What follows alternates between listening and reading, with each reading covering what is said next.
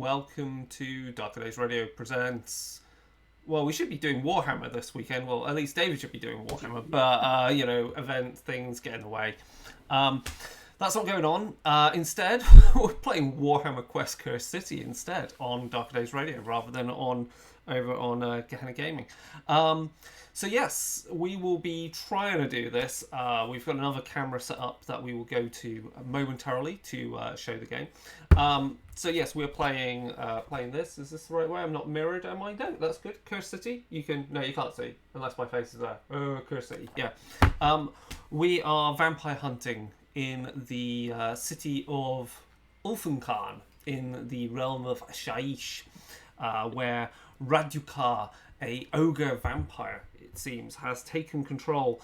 He saved the city from the minions of chaos and has now, with the coming of the Necroquake, has started a slaughter on the city. So where once he would have been seen as a saviour, he is now obviously culling the city, corralling people and drinking them of blood. We are going to be... Yeah, because he's a bastard. So we're going to be doing... I've already run 2 sessions of this game. So...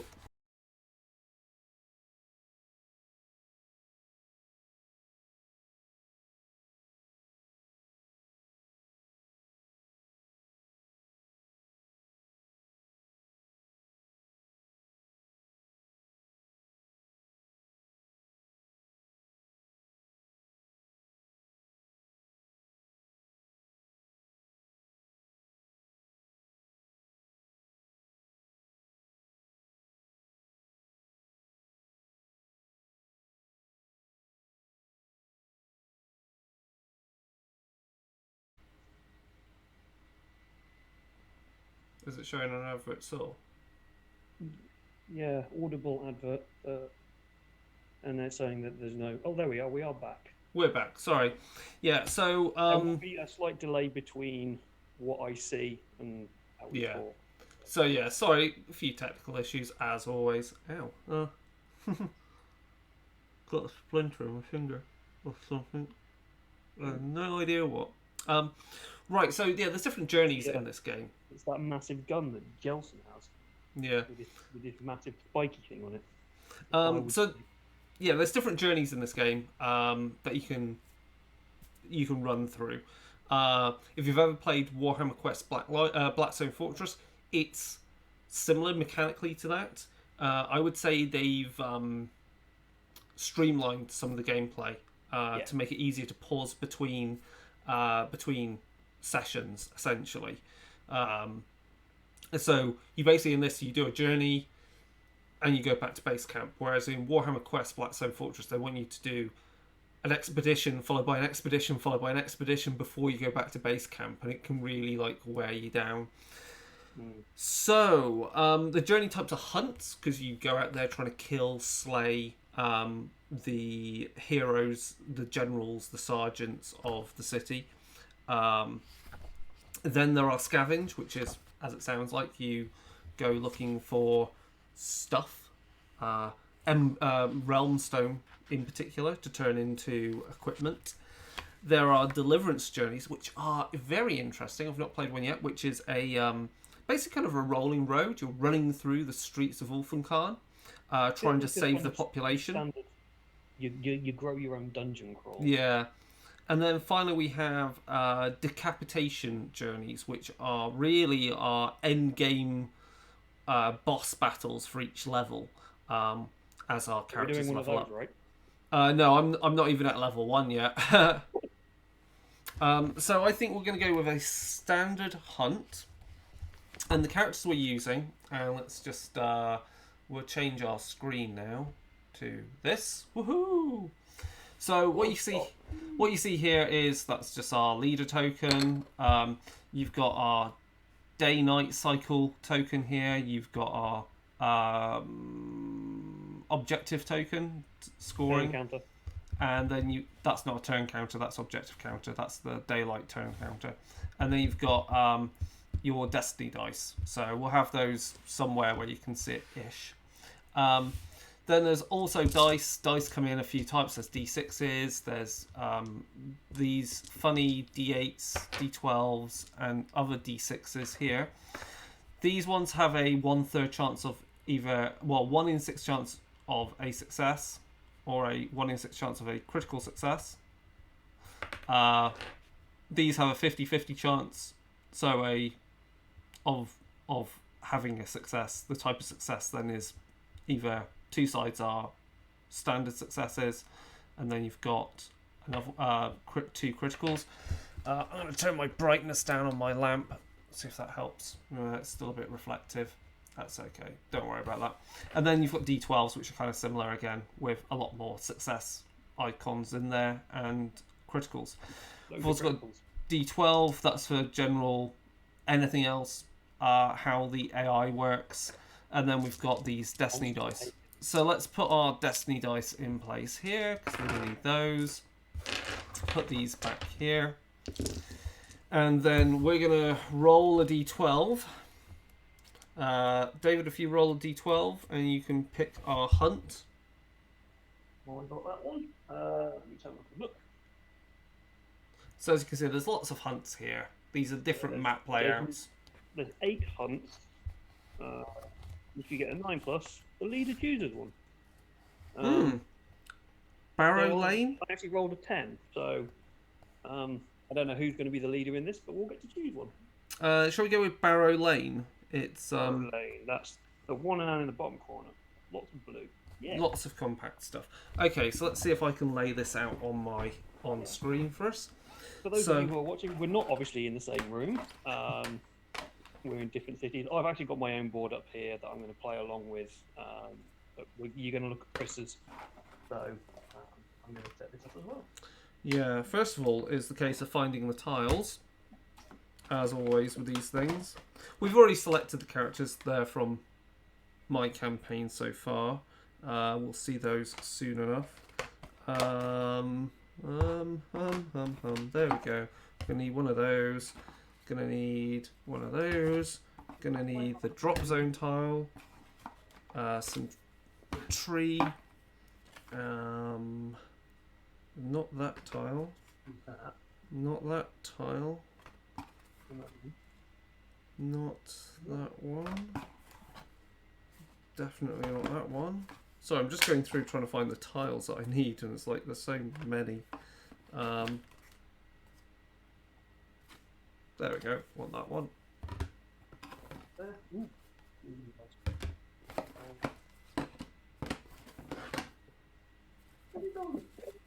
Okay, so I've got all the tiles there. We're also going to need some doorway counters. And the Lich Gate counters. And let's set this up so that we can fit it all on screen.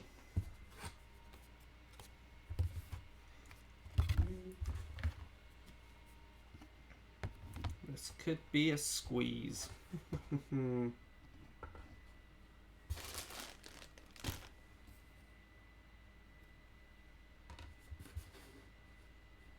And it could be a challenge to get it all. 3 by 3.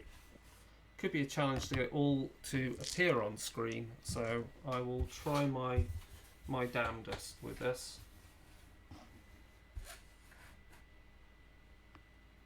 Yeah, I'm as zoomed out as possible as well on my camera.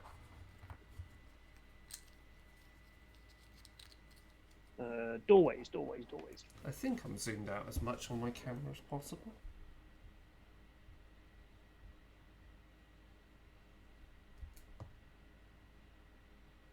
While we're setting this up, Yeah. we can talk about the characters we've got that we're playing with. As you say, it's from your home game, isn't it, that you're playing with? Yeah. So we've got you play with 4 characters, and you kind of assign them depending upon the number of players that are in the game. But I think we'll just we'll see how things go, I think, in this. But we have the big dude, the awesome dude with the massive stake gun. Gelson Darrock. He is an executioner, human. I know we've got one elf. We've got the Sylvaner character. But yeah, Jelson Derek, he's the one who looks like a witch hunter. He's got this massive gun with a like pretty much a stake cannon underneath it. He fires out wooden stakes at people. He's got an ardent blade, which is a really powerful combat weapon. The judgment, which is the gun, and he has a nice little trick that if he hits with somebody, he gets to kind of fire the gun in a way. He basically gets to stab someone with a firewood stake. He does a blade style follow up with a stake. Yeah, and he can do that at range as well. Yeah, which is kind of cool. Then we have Captain Imelda Braskov. She's a blade human soldier, pretty much a female Stormcast, but maybe more human than an actual Stormcast, but kind of looks like a Stormcast in a way. she's not. She's just a captain of a city guard. She's not Stormcast whatsoever. Yeah, I thought she was when we saw the models of them because she's got Stormcast legs, but she's maybe more for a Stormcast, so she's not. She has a combat weapon, a melee weapon called Dawnlight. I've not used her before. This is a different. She can basically she's got basically a very simple attack that she can slay enemies relatively easily. It deals quite a lot of damage, but she's also got an ability that she can use once per turn where she hits a model and then hits another target in the same square or adjacent. So she's got like a lot of sweeping cuts. She can also swap position on the initiative tracker with friendlies. Oh, that'll be really useful. Without having to use a gambit, which is just ridiculously useful. Yeah, gambits are really cool, but it does use up one of your action dice, so. Yeah, she really is efficient. The next one, I'm too far away from the mic. Next one we've got is, excuse the pronunciation of this, I'm probably going to nap it up. Blathist, the Exile. This is an Executioner Sylvaneth Hunter. It's basically a badass wood elf with a massive bow. Has an elven blade for combat, which is pretty good. It's not great, but it's stabby enough. And also has a massive bow called Winter's Call, which is a pretty powerful bow. And you get oaken arrows with this character as well to allow you to kind of do extra shots with it as well. Yeah. Oh, I'm missing a tile. With the elven blade as well, or extra plaything with it, you get what do you call it? No, you don't. That's not this one, is it? You get an activation dice with a score of 1. So if you kill somebody with the elven blade, you actually kind of get an extra shot in a way. But we'll go through all those kind of special rules as we meet them. And then the last one, we have the Lawmaster Human Priestess, the Leona Nightingale. Again, I've not actually used this lady, so I don't really know what she does. She can smite from a distance, and she can also throw these little stakes, which, while they're not very powerful, they what do? They can do stun on enemies. So she can basically slow enemies down for your friendlies. And some these have also all got a few upgrades, haven't they? So Jelson has a featherlight weapon. Yep. It allows the hero to get a reaction dice on the score of a 6. So you can hold over your actions, but when you do that, you reduce the number on the dice by 1. So being able to kind of keep that reaction dice as a 6 is kind of cool because it'll allow you to use some of the higher level powers. Captain Imelda has the Potion of Coagulated Vitality, which is just a brilliant name. You can use it anytime during your activation. When this card is used, you roll the red dice. Yep, so the 12, D12. And for each wound or grievous wound on the card, on a success, you can remove a wound or a grievous wound. Counter. You get to remove a full grievous wound. Yep. That's insane. Quellathis has a Celestium Rangefinder. Change the first damage value to 2. So it has 2 damage values, a success level, a success damage, and a critical damage. So instead of it being 1-3, it becomes 2-3. And then Leona has the Cyclestone Alloy, which does the same thing as the Rangefinder, but on a melee weapon. That's kind of cool. It is quite good. Okay, I'm almost set up using my space here to make some room for everything, because it's a lot. It takes up a bit of space on the board. Oh, that's a trap card. It goes there. So next thing I'm doing is I'm shuffling the encounter deck. So the encounter deck, which you can see here, as you can see, depending on the level of your fighters, you will encounter more or less enemies. In this case, we got corpse rats, and as there's more of them, then there's more chance of also them having bosses in their ranks and other things. So the game, scales with your characters, which I think is more than what really Blackstone Fortress doesn't really do that, because that's why you have to do various quests in one go, expeditions in one go, so that you don't get so that the Blackstone Fortress doesn't level up so quickly against you. So I hope at home you can see most of this. We've got the drop zone with our characters, which is just off screen here. You can't quite see it. You've got these lich gates where reinforcements will be arriving. These are doorways. So if a model is here, it can move into that position there. Some doorways are... Sorry, that needs to be... I don't think any of these doorways are actually closed. I think they're all open, aren't they? There's only one doorway that's closed, and that's the way you get out. Oh, I completely missed that. Some doorways, you'll see, are 1 square into 2, or 2 squares into 2. Therefore, when it's that case, this counts as adjacent to there. Line of sight is such that you can see everything in the tile that you're in. And if you are here, you can see everything in that tile. If you are here, someone from here can see you. So that's how it works. So compared to Blackstone Fortress, again, line of sight is incredibly extrapolated and simplified in this game. While Blackstone Fortress has more of a sort of a true line of sight, sort of not. But that's because Blackstone Fortress, you're going to have a lot of enemies that shoot stuff in there. Have a lot of ranged combat, so it suits Blackstone Fortress's playstyle with that. So what we're going to do, because we've got these mysterious tokens here, these are for finding treasure, realm stone stuff. So there's 3 of them, so that means we have 3 antagonist cards that we put out. So I'm just shuffling the encounter deck here, and I will lay those out, and we can see that we get Gorslav the Gravekeeper.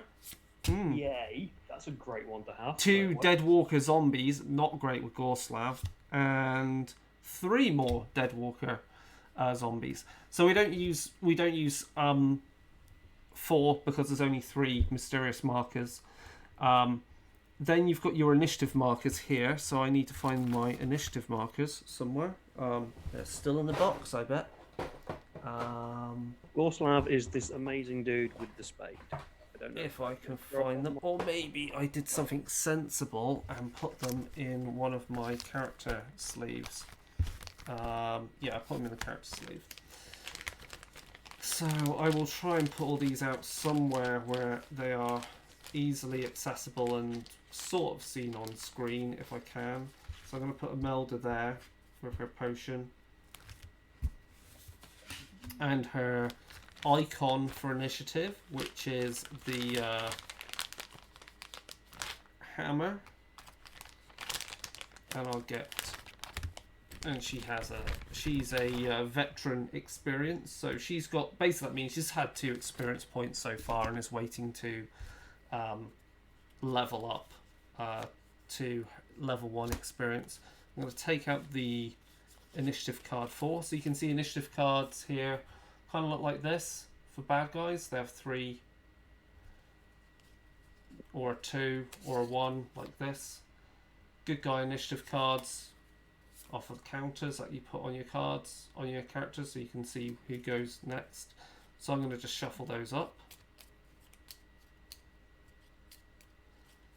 I'm also going to say, David, which 2 characters do you want to use? Ooh. I will take, I think, the Sylvaneth, so Colossus, because I have some Sylvaneth in this one. And just for a bit of punchy, I'll take Imelda, if that's okay. Okay, so you're going to play those. So that means I can actually not need those accessible to me, which is useful. So I'm going to put them up out of my way. Yeah. Create some space. It gives me some space, yeah. Also, the characters already have some empowerment. Feather-like weapon basically means he can do a reaction quite happily with judgment if he needs to. Also, there's this Orphan Khan in Peril card. All this really is a way of tracking how far you are to killing everyone, all the bad guys, and also you've got Influence of Fear. These are two other things which you must keep below 10, or else you lose the game. And there's different ways of keeping them in order, in check. It's more like your full campaign. So right now I'm at Influence 4 and 6 Fear. So, nothing bad's going on. So you're playing the elf as well. Okay. So I'm going to put the elf out of the way. So that we'll say that then Jelson's icon for initiative is the Thunderstrike on the anvil. Quel'This is the blazing sun icon on the staff. The Sigma symbol, basically. No. Or the one on the staff. The one on the staff. The other one is the comet, which we use for Cleona. So Cleona's like a priestess and is pretty badass. I'll put her there. So let me get this right.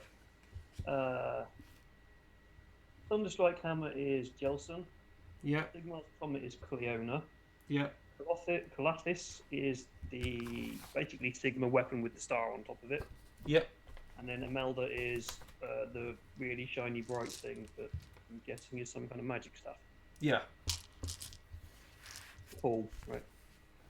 Good. Okay. And then the last thing we need to do is I need to sort out the discovery deck. So the discovery deck has a lot of things in there, and I think if you can confirm for me, I've got to remove a certain number of the Realm Stone cards out of it. It is 2 of the 3 values of 3. 2, 3 at value 2, and 2 at value 1. 2 at value 2. 3 at value 2. Oh, 3 at value 2. Hold on. Yeah, 2, 3, 2.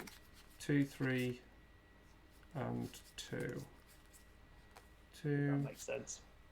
3 and 2. So basically, that ends up meaning there's 0 chance in this scenario for finding any Realm Stone of value of 3. Obviously, Realm Stone comes in different values, amounts. They're used to buy these empowerments on the characters. And yeah, if you go on scavenger missions, you have more chance of getting some.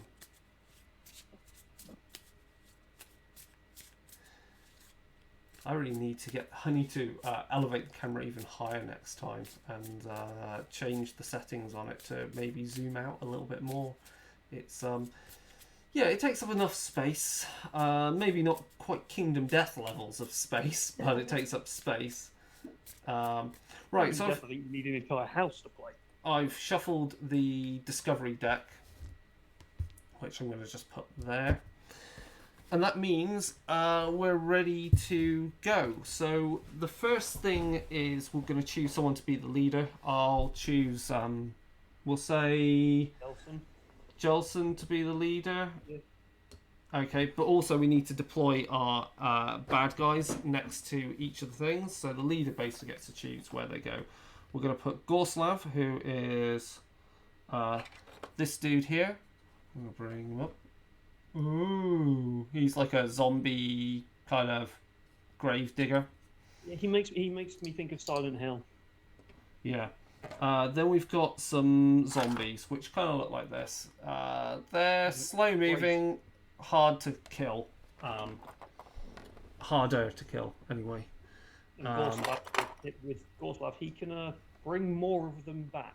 Oh yeah, and this is why I think we've just got crapped upon in the first draw of the cards, because we've got Gorslav and we've got a whole bunch of dead walkers. So good start. And so these are all placed adjacent to the mysterious token. Unlike in Blackstone Fortress, where often you kill stuff and then you get reinforcements. With this, you kill stuff, and if they're dead, you sorry, that should be in there. You drive them off and you replace the encounter card with a brand new one. So it means you get a lot more variety in what you fight in the scenario. Our aim is to kill as many leaders. 10. So right now, each leader, so that's a character or a leader of the undead models, basically, the sergeants, which means the zombies are pretty much pointless for us, other than to clear them off so we can get some more bad guys. Yeah. One thing as well with the zombies, and you see it with the skeletons as well, is I don't know if you can see it on Chris's very well, but he's put two of them which look like they're in the same square. Zombies, because they are considered small. They can fit. You can fit. It says you can fit as many small models into the square as you can. No, you fit 2 small models. Yeah. So as you can see, that's what a card looks like for Deadwalkers. You've got their move, their wounds, their size, their attributes, weapons, type, dice, damage. Damage comes in 2 values, much like our heroes do as well, which is the damage on a success or damage on a critical. Then you've got some special rules, and then you've also got their behaviour table, which will roll to see how they do stuff. So we're set up. The first thing then is to roll you can see up here, roll the Destiny dice. And we've got a 1, 6, 5, 5, and 3, which means we keep the 1 and 6 and the 3. Anything that has where you get 1 or more, well, when you get 2 or more of the same number, are pushed into the other zone, so we don't get those to use. Those can be used by any character in their turn, but you can't use more than 2 Destiny dice on a character's turn unless they're the last character act in a turn. We can't see your drop zone very well. It's down here. Yeah, no, I can't see how you've set the Qualsith and Imelda are up front. Qualsith and Imelda. Yeah. Right. Qualsith, yeah. Cool. And then cool. So I'm now going to shuffle and draw the initiative. Well, no, we don't do initiative yet. We also then roll our activation dice. Yep. So activation dice, essentially, your characters have values for actions to do on them. So Jelson can use his blade if he spends a die of value of 1 or more, or he can use his judgment rifle, which costs a die that's valued at 5 or more. So this is a way of just randomizing what they have available for them to do in a turn. So if we look, for me, I've got a 4, a 4, a 3, and a 1 on Jelson. And then I also roll the same for Cleona. She gets a 4, 3, and 2 more 4s. Imelda kind of split the dice. She's got a 1, a 1, a 5, and a 6. And Colathis has a 1, 2, 3, 4. Let's see if I'm going to drop the With the movement, you can spend any dice to move. There's no value. It's just a 1+ to get your base movement. But you also have a run, where you have to have the value of the dice is the value of your base movement. So if you've got a base movement of 3 to run, which is going to be in this 4 for most of these characters, I think Colathis gets 5. You'd be looking for a 3 or more on the dice. If that makes sense. I don't know. Yeah, everyone can do a run on a 3+. Yeah. Basically, that's the easy way to say it. Yeah. So characters have a movement value that's in 2 values. So, for example, Jelson has move 3, or if he runs, it costs a 4. So I could spend a 1 to move, or I could spend a 3 to run. Yeah. There's other actions we'll get into, like recuperate, search, and extract, and yeah. Right, so we've set up that. So the next thing is I draw the initiative cards out. And we've got Imelda. We've got then Cleona. We've then got Jelson. Then we've got Group 1. Then we've got Quel'This. And then we've got Group 2. And then we've got Group 3. Okay? Yeah, I'm just getting the cards the wrong around.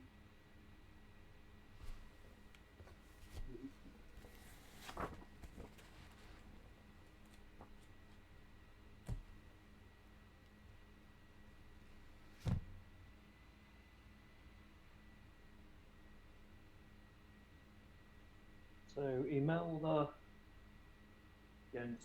Imelda, Leona, Jensen, 1, Colathis, 2, 3. Yep, you can see it on screen here. So the next thing we do is we also need to move the Nightfall token on a phase, because what that means is that once we reach the night symbol here, we don't move that token anymore, and it means our enemies can become harder to kill and they're worse to fight against because night falls and things go bad. So zombies and undead things in night, that's never going to be bad. Ever. So the leader token we're going to say is with Jelson, which just means whenever it says the leader makes a choice, he's the one to choose. So we'll say it will go clockwise on my table is Jelson, Imelda, Quel'This, and then Cleona, and it changes at the end of each, start of each turn. It moves around. Okay, so starting with Imelda, where does she want to move to? Well, I think we need to get rid of Gorslav pretty quickly. So stop bringing back more of these. So if we just, because I've got really naff dice here, I've got 1, 1, 5, and 6. Not how far away is she from Gorslav? 1, 2, 3, 4, 5, 6, 7. You can remember you can move diagonally in this game. Yeah, 7, 8. It's a bit difficult because obviously this token's in the way, so you're kind of like 8. But I mean, Gorslav's going to move towards us anyway. 8. 1, 2, 3, 4. 1, 2, 3, 4. Because you can move diagonally through doors, can't you? No, a door. So, as I mentioned at the start, if you're located here, this only counts as adjacent. It has to be, it's only if a door is like it is on the drop zone, where a door is connecting 2 squares to either 1 or 2 squares. You get that kind of diagonal movement. Yeah, I think if we just kind of get ready to fight Gorslav somewhere. Gorslav is number 1, isn't he? Yeah, so we could always draw him out into the middle. I mean, what you could choose to do is you could swap position with one of the other fighters, and we have her move later. Yeah, we could do, because we want to Who's the one at the very end? That's Calathis. We've only got Calathis moving after Gorslav. Yeah. So I think we just kind of get ready to punch Gorslav next turn. Really. The zombies aren't going to reach us, I don't think. They've got a movement of 2, so going to charge is a movement of 4, so they're not going to get anywhere near us. No. So I think I might just spend at least one movement and just kind of sit in that room ready to punch him. So how far do you want to move? So I'm going to say take a normal movement, so use my 1 that I've got. Yeah. And go forwards 3. 1, 2, 3. Literally just go straight forwards 3. And you want to be what, there? Kind of next to the door. Or not there? in front of the door.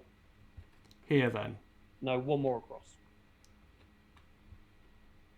I think just waiting for it to update on the no, other way. Because I'm running behind. Yeah. Sorry. Video, so. Do you want to be to the right or left of that doorway? I want to be to the right of that doorway. So here. You come out of the drop zone and go forward 3. Yeah. Okay. So straight forward. Okay. Yeah. Cool. Okay. That's all I want to do with that, and then there's not really anything else I want to do. So I'm going to bank the dice. Bank the dice, which means I'm going to lose the other one that I've got. Yeah. And then the 5 is going to go to a 4, and the 6 is going to go to a 5. Cool. Okay, so now it's Cleona. She is. Can you through your own players? Yes, you can. Cool. Because you can't move through enemies, obviously. But... No, you have to end movement the moment you're adjacent to the enemy. Yeah, it's not great what we've got here going on.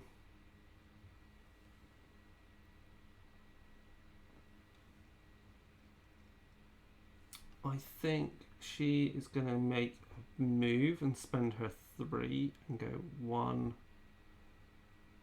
2, 3 to there. I'm wondering whether she should go a bit further. Should she go forward and try and use anything? What's her defense like? Her defense is crap. So crap. Yeah, you don't want to get her game, but then no, we'll just leave her there. She can always then react with her thrice blessed mace. So we turn all those down to a 3. Good. Okay. Next then is Jelson. Jelson might be able to do something useful.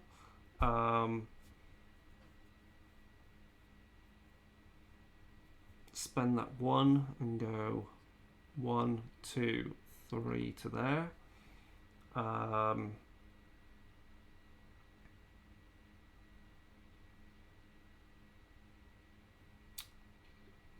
Or actually, let's have him go to there. Because basically I want him to have the ability to use as a reaction his rifle, because he's got the ability to do so with his feather-like weapon. Okay, so that's his action done.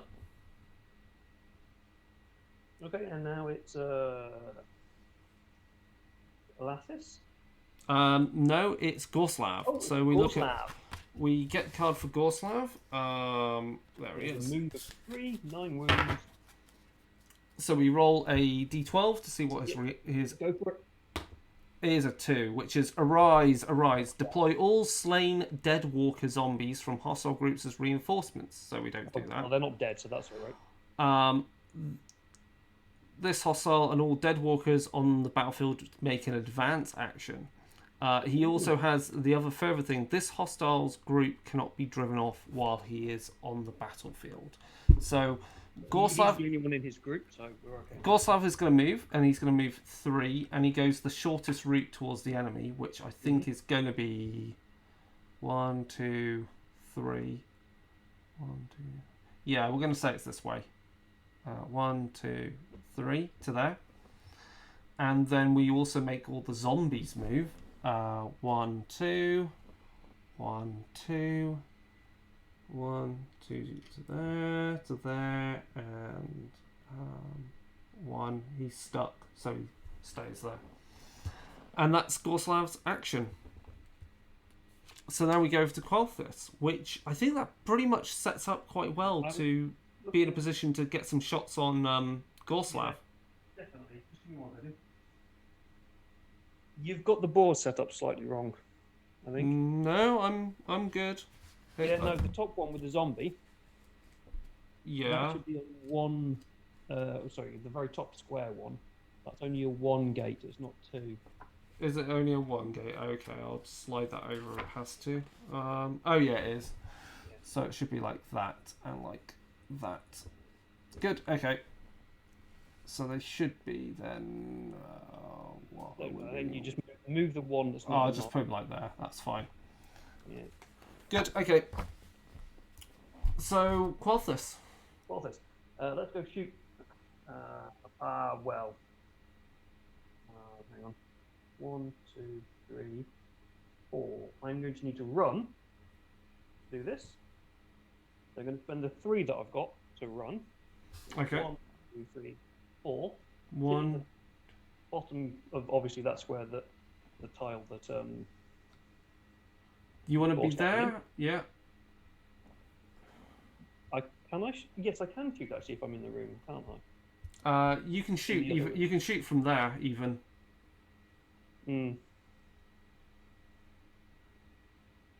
Yeah, we'll actually slightly change this. We'll stay in the room with everybody else because I can shoot from there. I'll keep the 3 and spend the 1 that I've got just To get there, yeah. doesn't really matter that much because I'm now going to spend hopefully these 3 dice to shoot Gorslav. Remember, you also have all 3 of the Destiny dice to spend on Qualthus here. Yep. But you can only use Destiny dice on one specific action. You can't repeat the action with Destiny dice. Can you? Let's consult the. Sorry, I just let a card go flying off the table. But while we're doing that, while Chris is consulting, I will shoot with my actual action dice. I've got basically 3 shots. It is Winter's Call. It is a 1+, so I can use any dice really for this. It involves 2 blue dice, and the damage is a 1/3. And Gorslav has 9 wounds. So, knowing me with this, I'll probably do 1 wound. And remember, you've got the Celestium Rangefinder on Qualthus, which means your 2/3. base damage is 2. Yep. No, you can First spend Destiny dice as much as you like on any actions. Cool. Well, the first shot misses completely. Boo. Second shot, you should never play dice games with me. That one misses as well completely.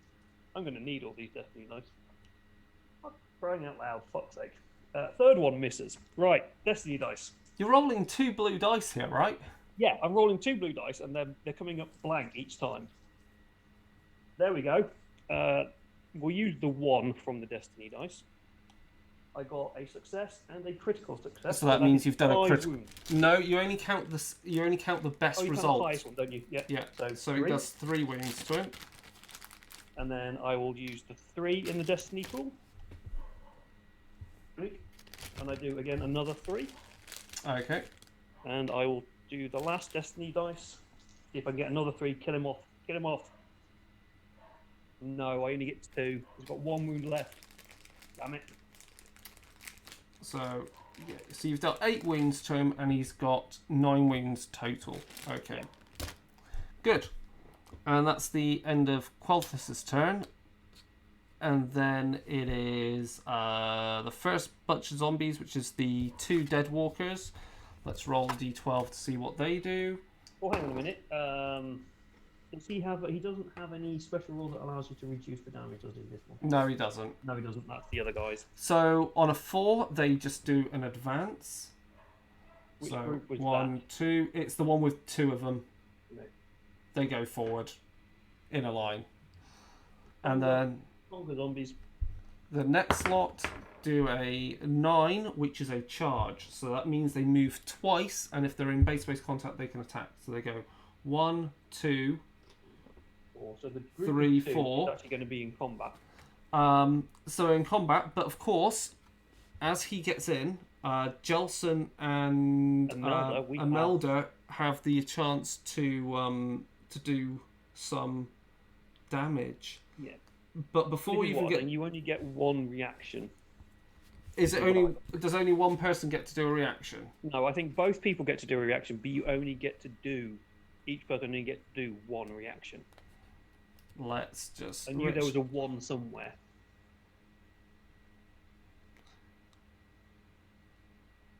For each hostile, yeah, that's right. Okay, I'm going to suggest the first one to do a reaction is actually Cleona Zeitengale. She's going to... Oh, no, she can't even... No, because she needs 4s to activate her things, so she can't do it. So, yeah, let's go with Jelson. Yep. As it... Hold on, where was it? 1, 2, 3... So as it gets to there... Before it moves into the square with him, he's going to use his feather-like weapon and turn his 2 into a 6, and therefore use Judgment as his attack. Yep. And is 2 blue dice, and he gets a fail and fail. So no, and then it moves into base-to-base contact, and that means Imelda can roll an attack. You're moving one of them at the moment. Right? Yeah.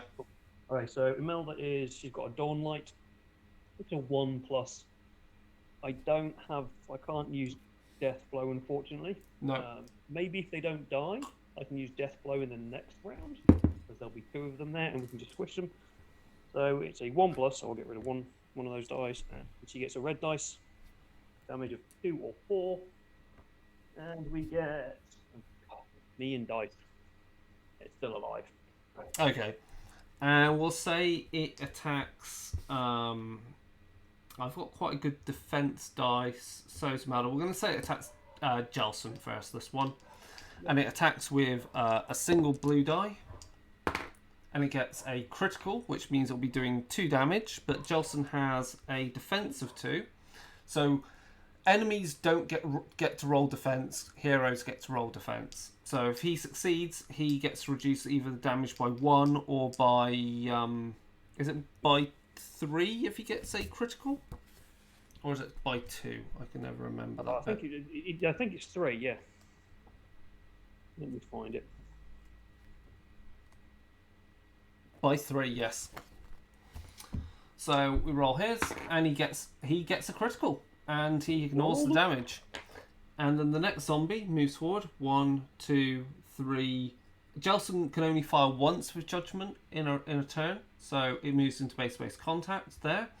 I'll let Jelson punch him. He's going to use his Ardent Blade attack. Yeah. And gets a miss. Imelda's mostly going to do the same. Yeah, Imelda's going to use Dawnlight. Pick the right dice up. Oh yeah, critical. That does 4 damage. Kills the zombie. So that's a zombie dead. And then the last zombie goes 1, 2, 3, 4, and is stuck in the doorway. There. And that's the end of the turn then. So at the end of the turn we roll a d12 to... no, we don't get to roll this for finding out if we get inspiration. That only happens in your turn, not as part of reactions.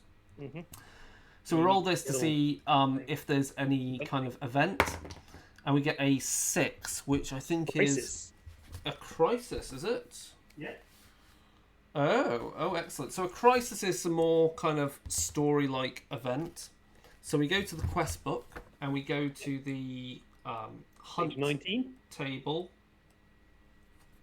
And then we roll a further d12 and we get a 12, which is... Page 29, number 12. And I now feel like we're into full Kingdom Death mode with this type of stuff. The Wrath of Azir. Clad in gleaming white Sigmarite armor, a legendary warrior of Stormcast Eternals appears.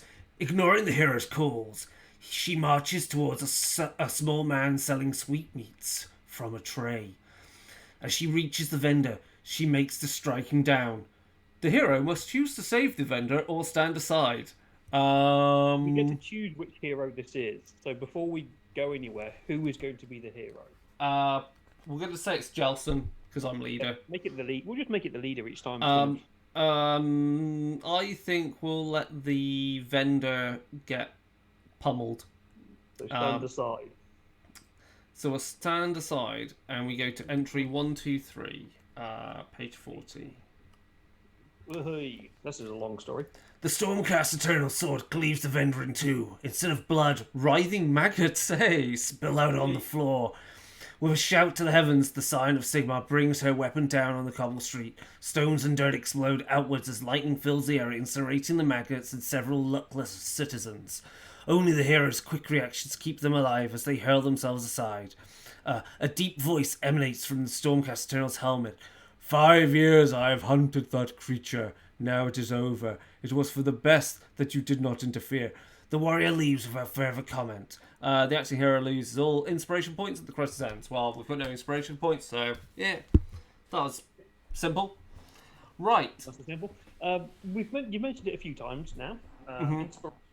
We want to kind of talk about that now, or we'll wait until it turns up. It actually happens. Cool. So it's the next round. So we do the night phase. Moves on 1. Roll the destiny dice. And we've got a bunch of 3s that go out of the way, and a 5 and a 1. So we keep the 5 and the 1. We then need to roll our activation dice on our characters. So Jelson gets a 1, 6, 5, and a 3. Cleona gets a 4, 4, a 5, and a 3. And I'll start shuffling the deck. So, and also, Imelda's now the leader for this turn. I don't know where the counter is. Don't worry, I've got it. My counter's on everything, so don't worry about that. Imelda rolled a Yahtzee. She got She got 3-3-3-3. Nice. And Colossus got 3, 3, 5, and 6. Okay, so it's group 2, group 2. Then it's Imelda, then it's Cleona, then it's Jelson, then it's group 1, then it's Qualthus, and then it is group 3.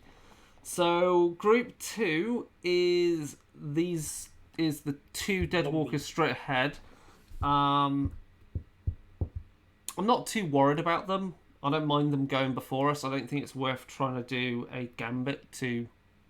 No, I think Colossus will survive that. Yeah. So shall we just? I think we're ready to start the turn then, aren't we? With actions. Make sure that I've got all this set up. Yep. So Deadwalkers get a 4, which is advance.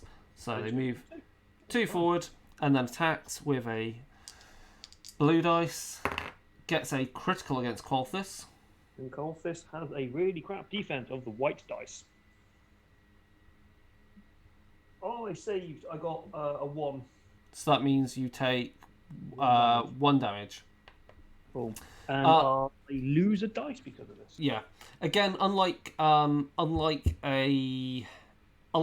Fortress, where depending upon the amount of damage you take, it becomes like a critical or not, or something like that. No, if you take a critical hit, it counts as a critical wound. If you just take normal damage, it's just a wound.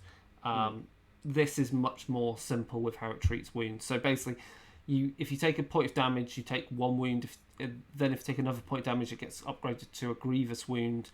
If you take another point of damage, you then take another wound, and as those counters fill up the board, your thing, you lose dice. Anyway, the next zombie moves into place and rolls an attack. Blue dice misses, and that's the zombies done. Meaning then it's Imelda's turn. No, is it Imelda? No, it's Yes. Colossus. No, it's Imelda here. I've got Imelda here. You've got the hammer with the star above it. Yeah, that's Imelda. No, it's not. It's Colossus. I've got hammer with a star as Imelda. Trust me, we'll just say it's Imelda because I've been tracking it fine. Oh, well, I had it the other way around last time, and it was. Sorry, it's Imelda. Don't worry, I've been Alright, tracking we'll it. do it that way. Cool. Well, she is just going to go murder hobo, I think, on some zombies. Yeah. So one of her 4 3s she's going to spend to slap a zombie in front of her. Yep. She misses, so she's going to spend another 3 to do the same thing. There we go. That is 2 damage to it. So it's 3 wounds. still alive. So she's going to spend another 3 and hit it again. Bring it loud. Last 3. No. Zombie's still alive. Do you want to spend a destiny dice? Spend a 1? Spend the 1. We'll spend the 1 for the moment. We might need the 5 for something else. Kill it. Yes, I killed it. Okay. I got a success there. And now you get to roll the quest die. And if you get a 3 or less, you get an inspiration point. Yep. And I get a 2, so I do get an inspiration point. Woohoo! And inspiration points are basically used to... can be spent to do re-rolls. They can spent to do searches to get more stuff when you're not next, even when you're not next to a mysterious token. Or eventually, if you've got enough of them, you can spend them to inspire your character, and then you flip the character card over, and they've got better attacks or something. Right. So that's her turn. Just as a point out, these red dice are meant to be very good, and you are meant to be hitting people with them a lot more regularly than I do. Me and dice do not mix. So that's your turn done, which means it's Cleona's turn. She is going to do... Oh, she's got a line of sight to it, but she doesn't have a 6 to spend on it. That's a shame. No, it's a 5, isn't it? But she is gonna use her ranged attacks because she can do 2 damage on them. So she's gonna spend her 4 and do a Heaven Bolt Stiletto at the first zombie in front of her, and misses. Spend again. Gets a 1, which means it does 2 damage on that zombie, and that zombie is also knocked down because it's stunned. She's then... Oh, I'm losing dice on the floor. Where are my dice? There we go. She's then going to do the same on the next zombie that stood up, because, better to knock them all down if she can. Misses.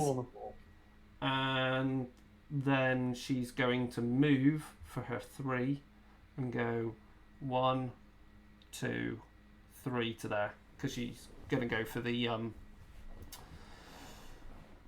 mysterious thing. Yeah, get some equipment. Get some realm stone. And that's her turn done. And then that means it's Jelson's turn. I think he's going to try and kill that zombie. Finish some stuff. Yeah. Let's kill that zombie there. So he'll spend a 1 to move into position. Spend his 3 to use his Ardent Blade,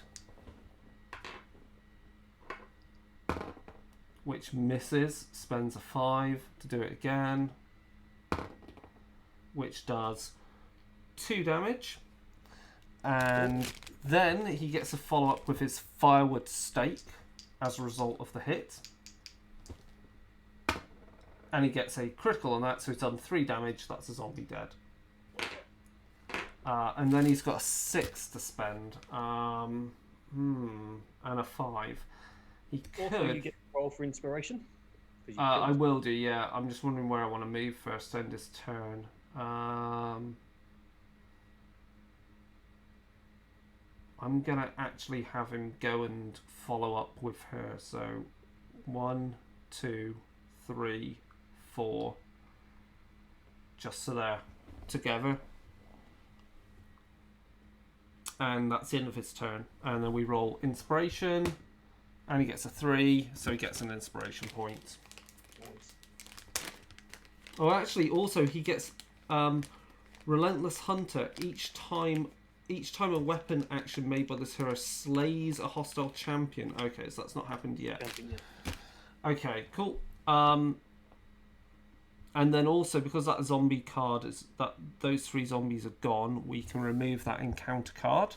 No, we don't. Well, not yet. We don't do it yet. Sorry. Right, so it is Group 1, Gorslav.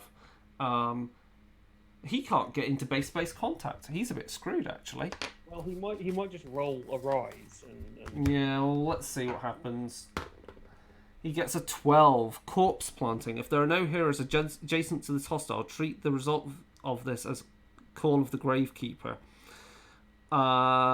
This hostile and all Deadwalker zombies on the battlefield make an advance action. That means the stunned zombie gets up because it's an action. Damn. And then he basically will move forward to the closest enemy, which is just basically to there. That's all he can do. Are you going to stand in behind them? Or... standing to the side of him there. Yeah, okay. And that's the end of his turn. Yep, an advance means they also get to attack. Oh yeah, each of the zombies next to Qualthus get to attack. So the first one gets nothing, second one gets nothing. Oh, thank God for that. So it's Qualthus' turn. Yep, I'm going to... Pepper them with arrows.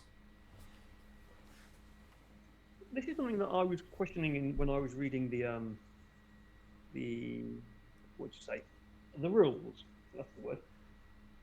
There's nothing about whether you can do ranged attacks when you're next to somebody. So I'm gonna assume you can. Oh no, you can't do ranged attacks next to someone.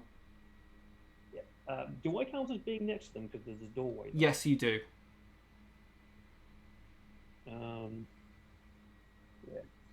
Because my blade is not very good. No, but I think you've only got to do one wound to one of those zombies to kill it. Yeah.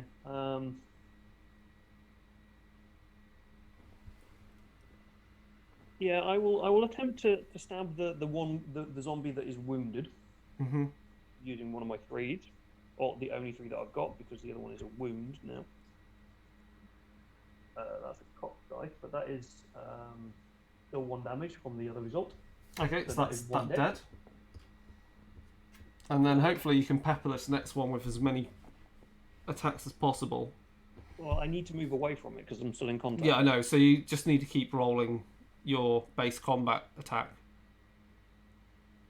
So yes, because I can just do the Elven Blade, but it's 1/1 that'll be involved.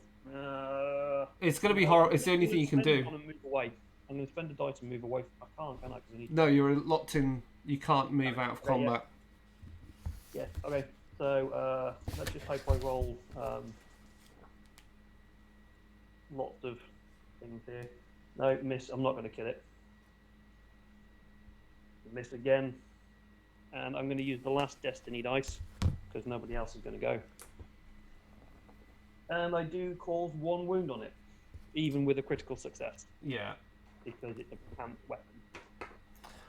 Right. But each time an Elven Blade weapon action made by this hero slays a hostile, so I did slay a hostile, there's an activation score of 1, so I do have another actual activation, but I can't use my blade. Yeah, it basically, if you use the Elven Blade, you... Oh no, it's much more complicated than that, actually. It's each time the Elven Blade is made, this hero slays a hostile, place an activation die with a score of 1 onto an activation space, and that can be used for the open arrows. And then your path to glory is each time you use the Elven Blade, essentially to slay a hostile enemy that you've already dealt damage to using the bow, you gain inspiration. So you have to kind of combo attack with this character. Yeah, but what I can do with this one that I've just gained, I can try a recuperation. Each time... yeah, that is right. Because I have been wounded. Recuperation is on the vitality dice, isn't it? Yes. So this is going to go well because it's the white dice. So you've got a 1 in 3 chance of getting some health back. Yep. The time that I need to roll something, I do get that one. But I'd rather kill some stuff, but I do take the wound back, so that's okay. Yeah. And then we get the zombie, the last zombie.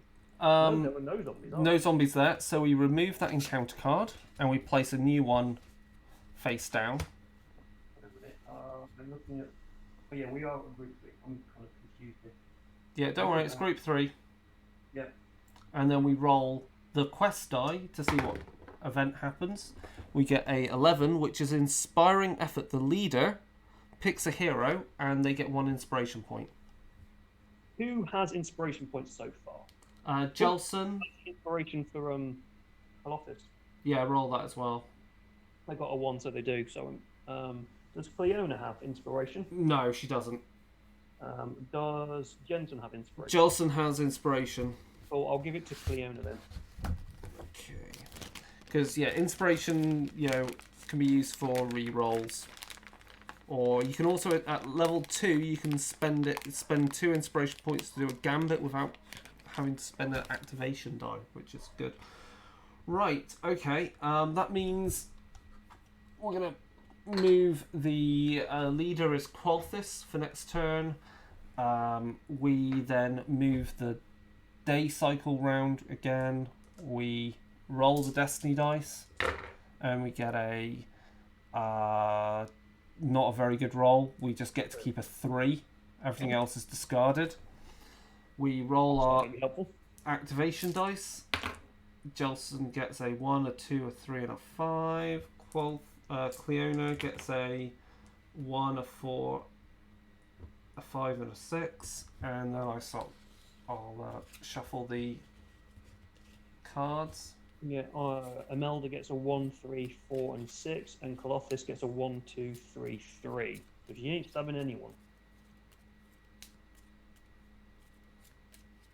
So as long as I can shoot people, I'll be alright.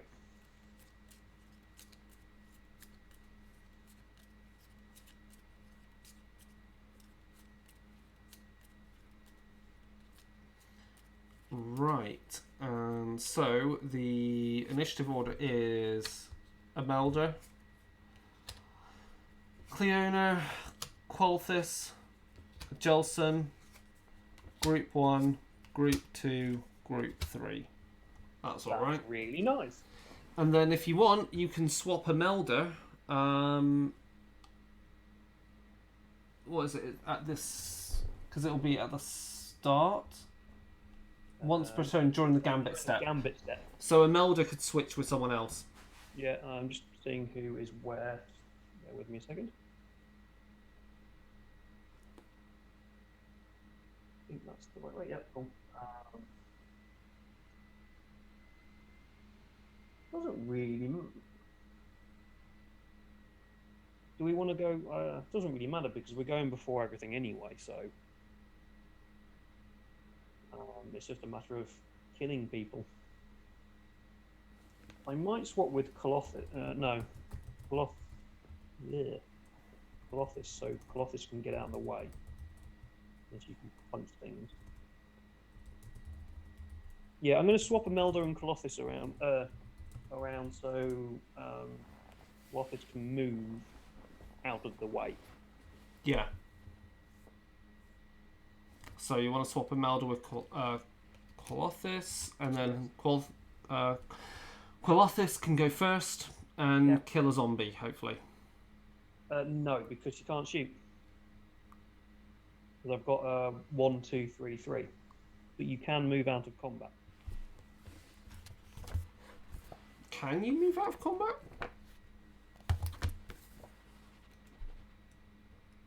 As far as I'm aware, I've not seen anything to state that you can't. Let's have a quick. Let's have a look.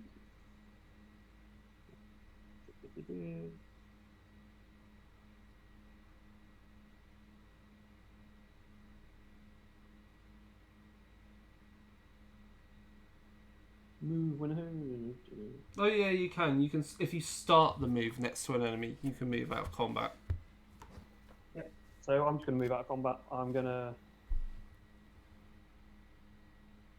So you're going to move back and then just shoot it. Yes, because I can still see it, can't I? Yeah. Yes, that's right. So you can basically move back a square. I'll spend my 1 to move back a square, and I will shoot it. Yep, pepper it with arrows. Yep. And I get a critical on the first one. So that is 3 damage, which kills its breakdown. Yep, that's dead. Good. That removes the other encounter card. Later. Do that later. Yep. And I've got nothing else to do. Can I run? 1, 2, 3, 4, 5. I can search that one that's blocking the doorway. Yeah. So I'm going to do that. So what? Go what? You're going to spend a move to go 1, 2, 3, 4, 5 to there. Yep. Which is straight in front of the thing. And then spend a 4+ to search it. Oh, is it 4+? Yep. Damn it! No, I can't search it. Take that back. I've only got 3s. Hmm.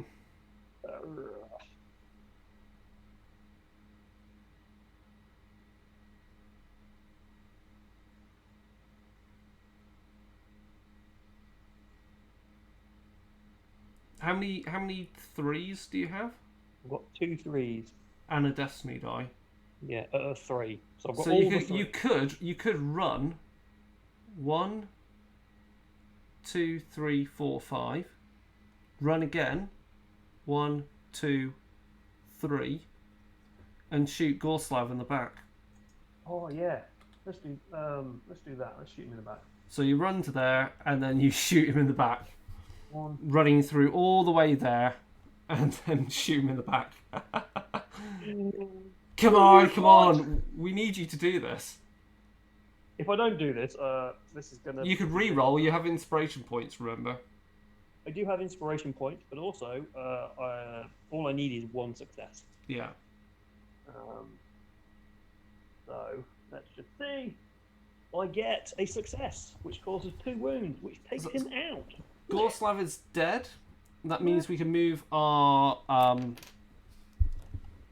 objective counter here along 1. And then you get to roll on the quest die to see if you get inspiration. Yeah, and as he's got 9 wounds, I rolled a 4, so I do. Did you use the destiny die to kill him with that? Yes. Okay, so that's spent up. Good. Okay. So that's Qualthis done. So then it's Cleona. She's going to walk forward. Search. Spend the 4. We remove that. And we get a discovery, which means we don't remove it yet. You remove it if you get a successful search thing. When this card is drawn, the hero that made the search roll must make a defense or agility roll. Both of those are crap. So here we go. She fails. She takes 1 point of damage. That's okay. That's all right. And then you discard this card, and then you can draw another discovery card, which I will do. And we get some liquid courage.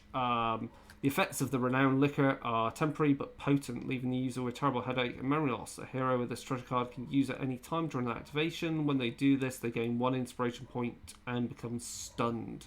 Then discard this card. You can only have 1 treasure card on your character at once as well. Then she is... So that's now gone. She is going to... Can she do it again?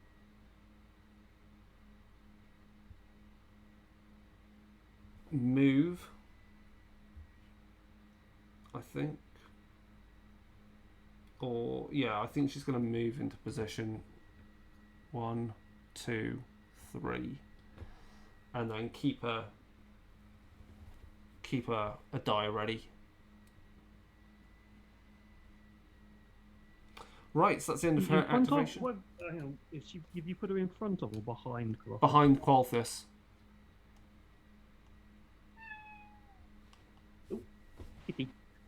Kitty noises. Yeah, so then next is Imelda.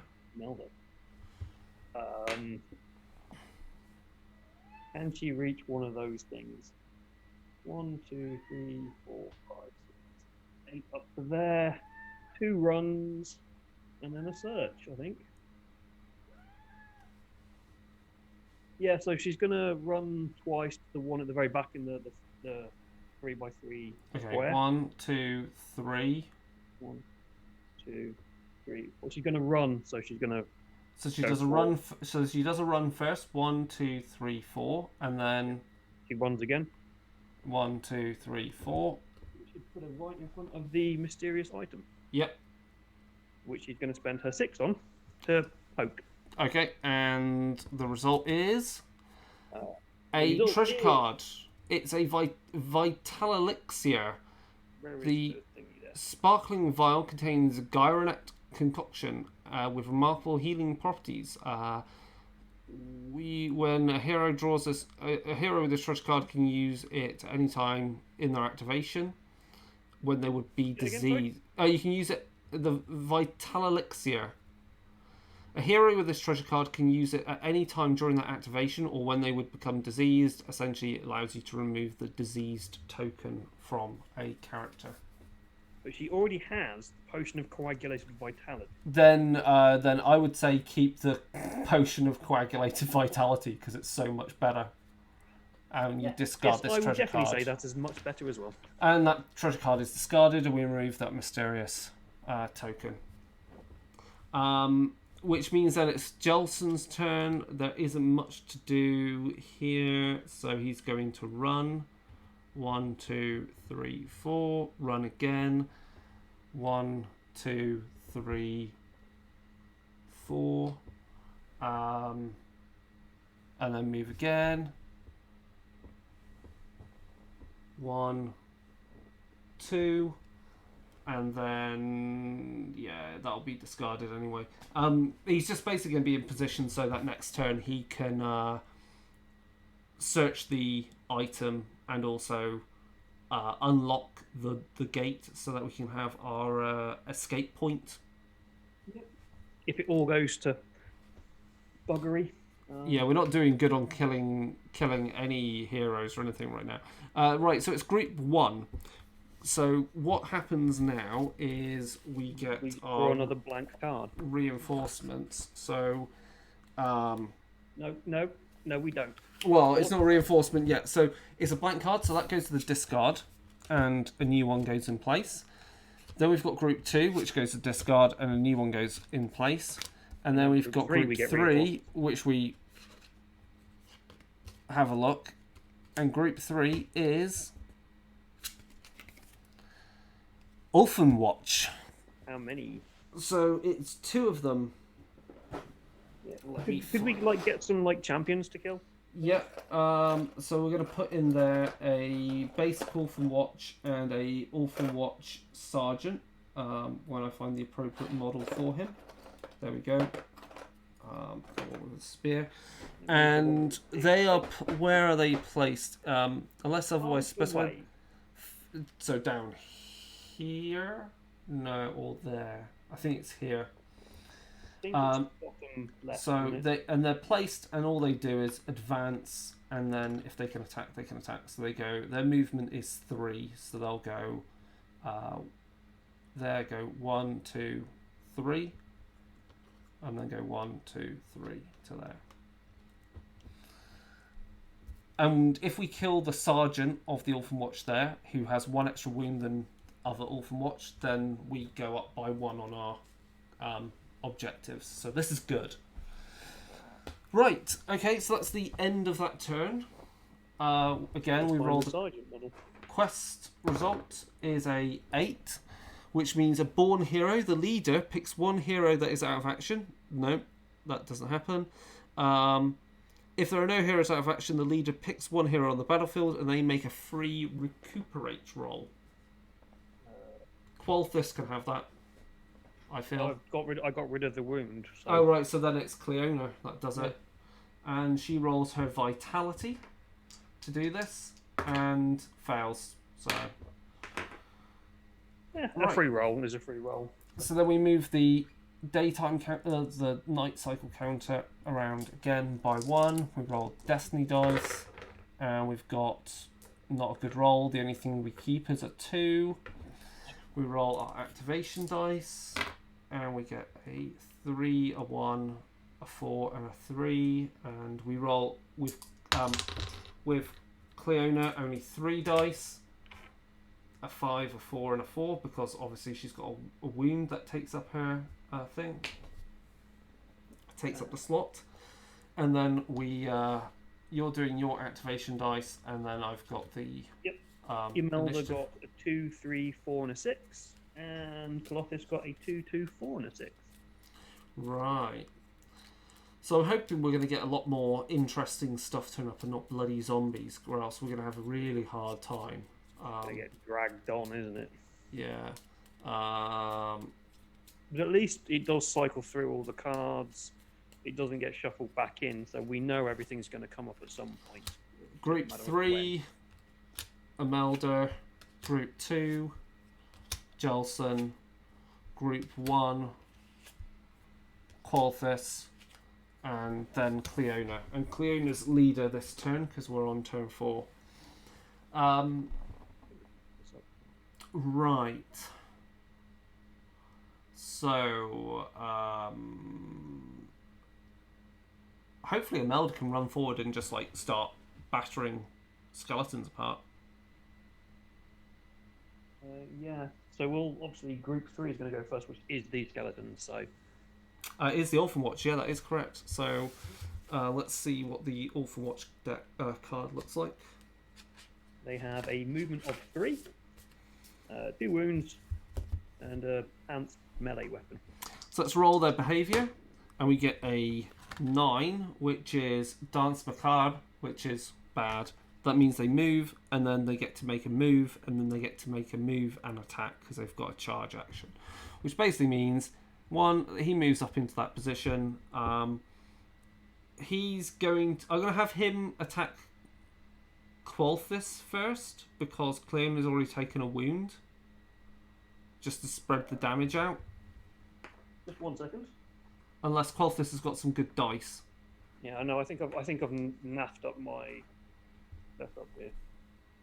What game are we playing? What's it called? What's the map called?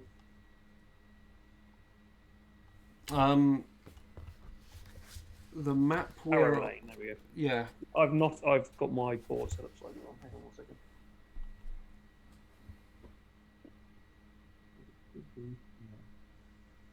So yeah, cool. Now you've also got your setup slightly wrong as well. Is it set up slightly wrong? Yeah, thought the it was- doorway should be a 2. It should be 2 on each. Is it 2 on 2? Is that one? Yeah, 2 on 2. Kind of hard to see. Oh yeah, it's kind of like because it does that. That's why, right? Yeah. It's not fully aligned. Okay, but still, yeah. Okay, that's useful to know. But it doesn't really change which too means much. You can't actually attack Colossus. No, because it's these two. It's the top 2. These two here are adjacent to these two. Is it the top 2? Is it? It's Oh the right. top 2. It's the Oh, top 2. is it like that? Yeah, which means we got it slightly wrong. Which means they would also be 1 further back. Yeah, it doesn't matter. Doesn't matter. I would say you can attack Colossus. Let me just have a look again at that map. Yeah. So the maps you've got 4 on Oh each yeah. It's a bit of a and they're a bit annoying. small, so a bit fiddly. Yeah. They could do with making a PDF with them a bit larger to show. Yeah. But what that does mean is they'll still be so Colossus and Cleona will be a space back. They wouldn't Colossus would not have had enough movement to get to that point. Oh no, you would have still had the same because you would have still had the same movement to get there. Yeah, but I wouldn't have done. I'd have just gone straight through the door. So Yeah, well, it's just put them there so you can still attack. it's still definitely the same movement to it. The movement result would have still been to get there, but yeah, straight through the door. So the guy's going to attack Qualthus first. He's only got 2 white dice and misses, and then the next one will go all the way forward to there and attack Cleona, just to be fair. Gets a success, which will do 1 damage, but Cleona's got a defense of succeeds and blocks it. So then, so that's the Orphan Watch, and then it's Imelda's turn. Imelda is going to jump through. So 1, 2, 3. Jump through to go into the room with the Skellybobs and to the crap out of them. 1, 2, 3 into the room. Yeah. And then I'm going to swing 3 times and try and kill them. On the red dice. That's a critical for the first one. Okay. So if you go for the Orphan Watch, if you're going for the Orphan Watch leader, then he's got 3 wounds, but you do on A critical criticals is 4s. 4 damage, so Yeah. that would... And then the other one, get a miss on that one, and the last attack, I get a success, which is 2 damage, and they have 2 base wounds, so she kills that one as well. So both are dead.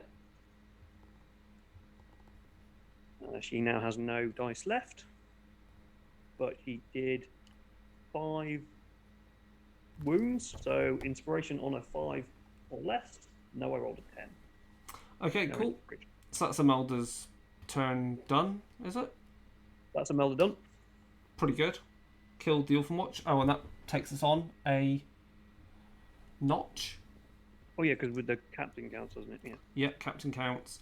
Or sergeant, sorry. There's an actual captain, Yeah. isn't it? And then it's group 2. So now we reveal group 2, which is a Kaskari. 1 Kaskari? Yep. Who appears, and I think the furthest place away is down here. Bottom right, yeah.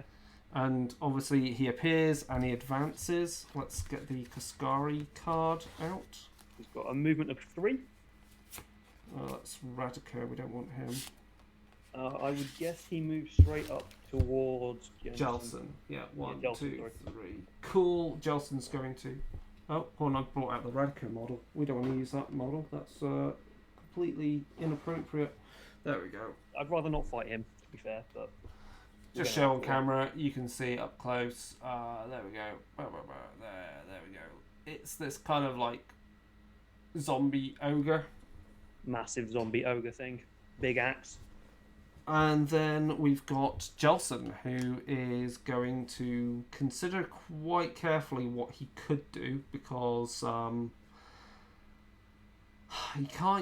he doesn't have any dice to do his ranged attack, which is crap. These things have 10 wounds and the ability to ignore wounds. I am going to say he's going to reveal the escape point. Oh. Because we need it. He doesn't have enough dice to reveal the treasure or anything there. So the Kaskari's not going to act yet. So I'm going to move up to it and then I'm going to smack it a few times. Kill it. So the first attack with the Ardent Blade gets a miss, and I'm going to spend a inspiration to re-roll that. And gets a single hit, which is 2 damage. But the Kaskari, on a 10 plus on this quest die, reduce it to by 2 to a minimum of 1. So, no, he still takes 2 damage, which is good. Mm-hmm. And then I attack him again with my last action die, and I miss. Do I use the Destiny die?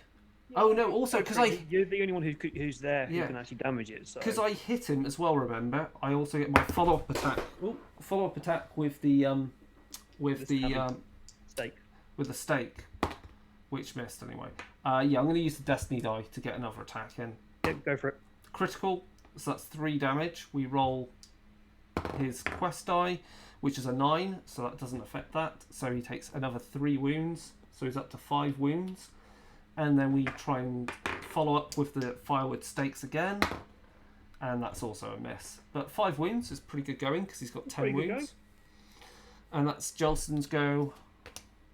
So next is group 1, which we reveal is bat swarms, 3 of them, which means we've got 2 regular bat swarms, and they're going to be furthest away, which is down here.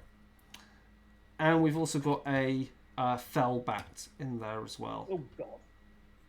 Well, that counts as a champion. Mm. So if we kill it, that's good, because it takes us a further point along. But they are bloody hard to kill, these things. because they're difficult to hit. It's a Diabat, that's it. So they move then 5, and so it'll move 1, 2, 3, 4, 5. And they advance, don't they? When they're placed, they advance and attack, don't they? Yeah. Reinforcements, face, make an advance action. Yeah, we just don't roll anything else. So okay, so the bat run flies up to Imelda, and I roll the attack. Does 1 damage. 1 damage. Imelda will do her defense. She gets a blue dice, and it is a success. So the next bat swarm moves up into position to do the same. Misses, and the next Diabat, that's what it is, goes 1, 2, 3, 4, and 5, and does the same. And criticals for 2 damage. Yee. And I get a success, so that just reduces it by 1. Yeah, so you take 1 point damage. 1 damage. Where my wound token's gone? I really like the bat miniatures in this. They're amazing. Though it's a bit of a shame because obviously they're on the wrong bases to count as bat swarms in Age of Sigmar. But I hope we see these designs put in a on another sprue for another set. Yeah, I'm gonna guess so because they've obviously released the images of the new Grave Lords. Yeah. So we've got a similar style of skeleton in the Grave Lords and a similar style of zombies in the Grave Lords. So I'm guessing maybe you'd get similar looking bats. Bat swarms. Qualthus's turn then. Yes. Qualthus can. You count currently as being in base space contact with the Diabat. Yeah, so I'm going to spend a 2 to step back. Yep. Do you want to step back just that way, or do you want to step back diagonally? I'm going to go straight back because I'm closer to the other bloke. So just one back. Yep. And then pepper the Diabat. 3 shots. Yeah, 3 shots with Diabat. Would there be issues with this game if they were based for Age of Sigmar? The Diabats, yes. If they were put onto the same size base that would be used for a swarm, it would likely be a 40mm base at minimum, possibly even a 50mm base. Like the so it would be a base size at least same as this guy. But I think, and the problem is then, actually no, it would be bigger than that. To be like the Spirit Host, and it just wouldn't be playable with the grid size on this. Yeah. So I do a success, which is 2 damage for the first shot. Okay, and we roll for the bats. They are hard to hit. Yeah. So the leader gets to see if on a 10+, it's reduced by 2. Yeah, it's reduced by 2 to a minimum of 1, so you cause 1 wound. 1 wound. The Diabat, again, like the skeletons, the Diabat has an extra wound, so it's 3 wounds. Yeah. So I'm going to shoot it again for another one. This time I roll 2 critical successes, but only one of them counts, so I get 4 damage. Again, no, so is critical on her boat? Oh no, sorry, it's 3 damage, isn't it? 3 damage, but that's enough, and you kill the Diabat. And that puts us 1 step further to winning. Yep. And then you can't see the other 2 the other 2 bat swarms because they are not adjacent to the doorway. No, but what I probably should have done is used an oaken arrow at some point because I would have ignored the reduced thing. I think you might want to. You could always use, but you have to choose to use it before you shoot. Yeah. No, it might be. It might be better. It might be better against the Koskari.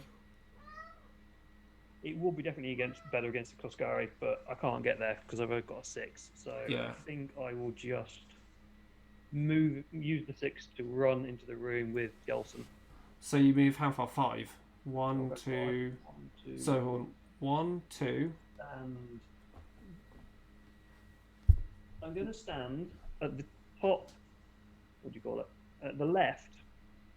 Top left of that square, where just so 2 squares in, and then up here, by the corner. Up here, is that right? There. where there, yes, yes. Cool.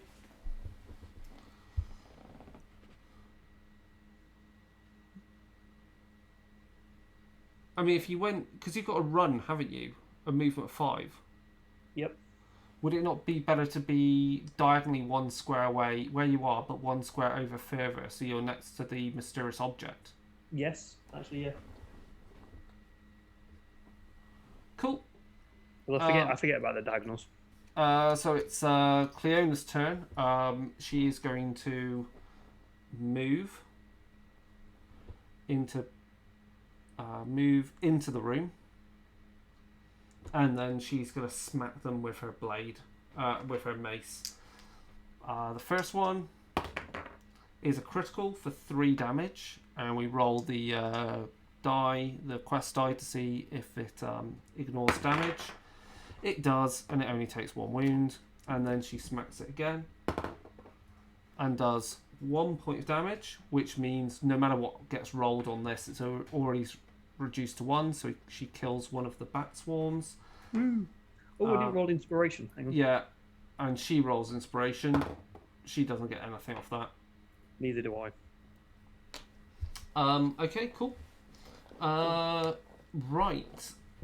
That is everything. So we roll the quest die. I'm just going to take a quick pause. I'm just going to quickly nip to the loo. Okay. So you set everything up. Yeah, I will just do setup of stuff. So we've got a 7, which is we move the Nightfall token clockwise 1 space. Oh, that's not good.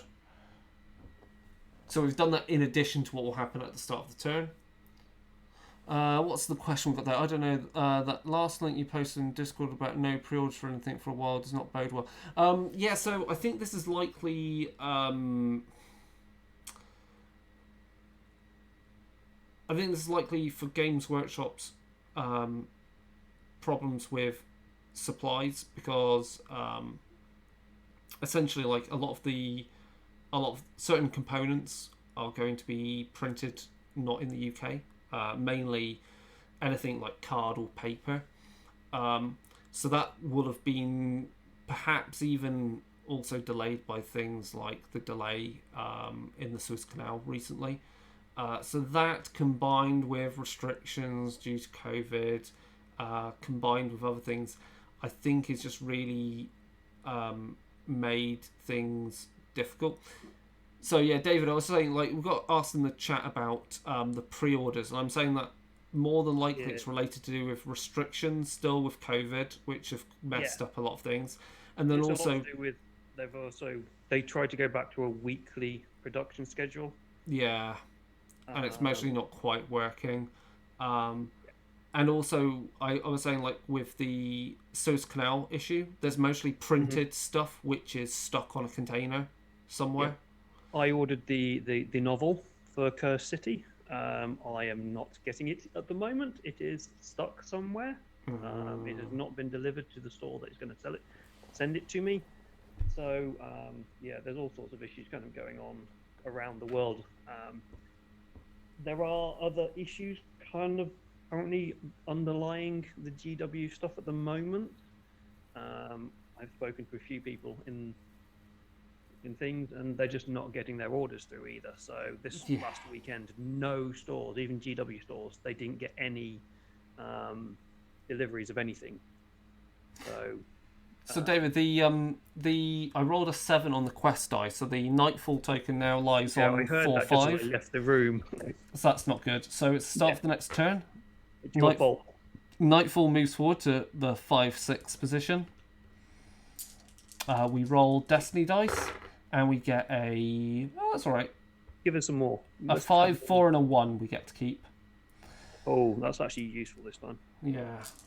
Jelson's dice roll is not great. It's a 1, a 2, a 2, and a 5. And Cleona's is a 1, a 2, and a 4. Not amazing. And then let's go for it. So the thing is that the interesting thing with this game is, I think, different to Blackstone Fortress, is being able to drive off the enemy and give yourself a bit of breathing room. Also, what's different is the enemy generally in this appear at the spawn point that's furthest away from you rather than nearest. I think though that's obviously because of the difference. That's clearly a game balance thing, because furthest away is better in this game because very few models have good ranged attack because Age of Sigmar. In Blackstone Fortress, you want them, they're closer because they've got ranged weapons, and that scares the crap out of you if they've narrowed the space to you and can get into combat, because that means your ranged weapons are useless. So that's definitely the difference in that respect. Also, I think where the spawn points are relative to what the mission is. So with this, the fact they appear furthest away from us also makes things difficult because we have to go kill stuff to win, to get closer to our objective.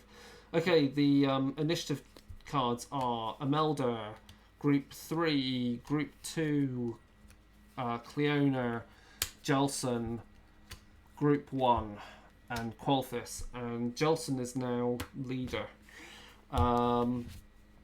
Also for our objective, I think the Koskari Guard count as Yeah, they do. as captain models for this. Yeah, Hostile champions. It's only the base level bats, skeletons, and zombies. So everything else does. Good. So we want to butcher him. Do you think it might be... the Koskari is what? Group 2. Do you think it's prudent to have Imelda switch initiative position with Jelson? I'm just thinking that because she's far too far away and she's wounded. Yeah.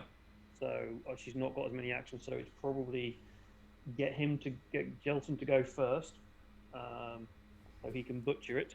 Okay, so Jelson and Imelda switch positions. So Imelda is now position 5 and Jelson is position 1 on the initiative. And Jelson Really useful trick, that. proceeds to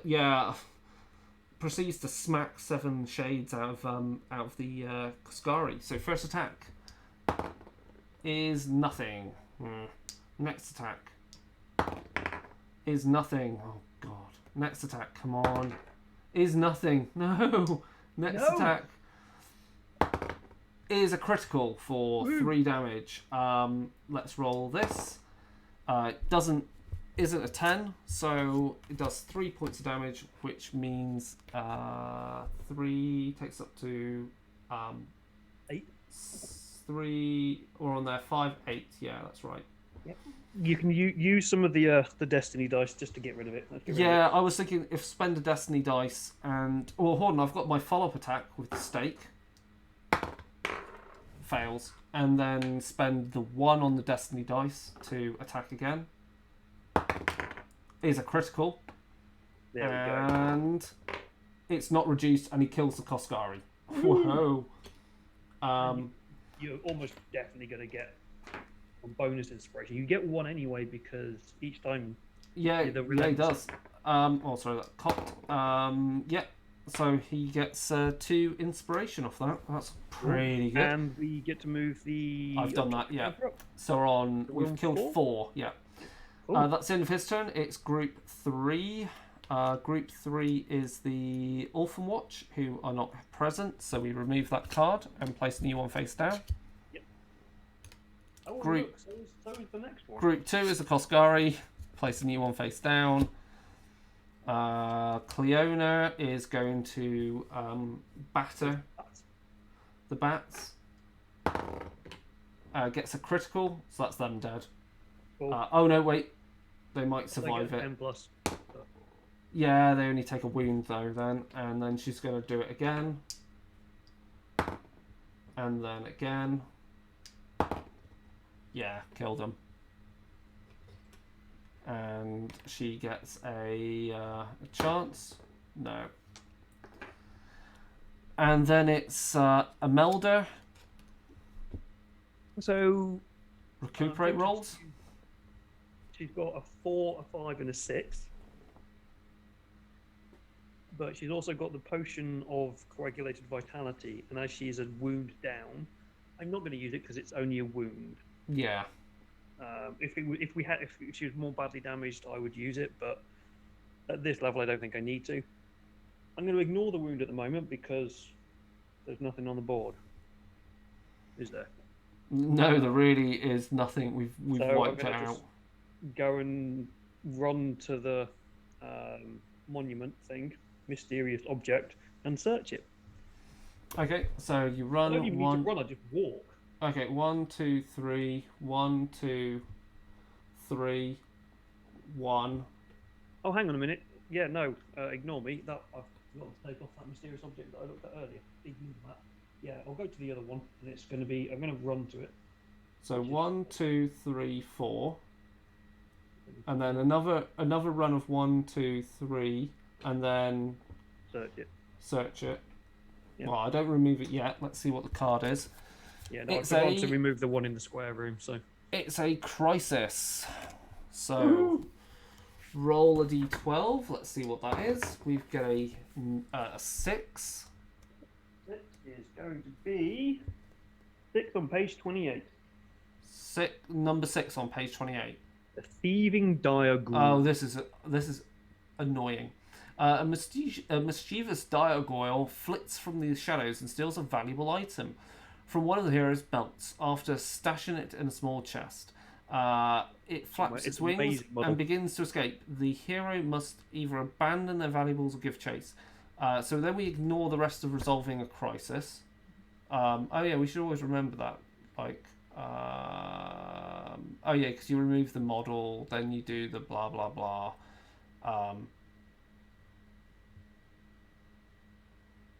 Right.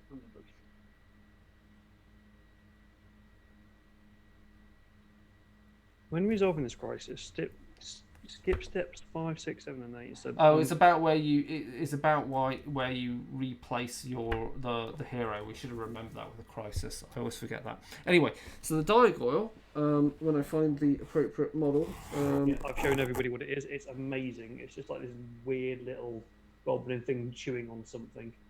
Yeah, I can't see mine in the box. Obviously, we will get around to painting these as well.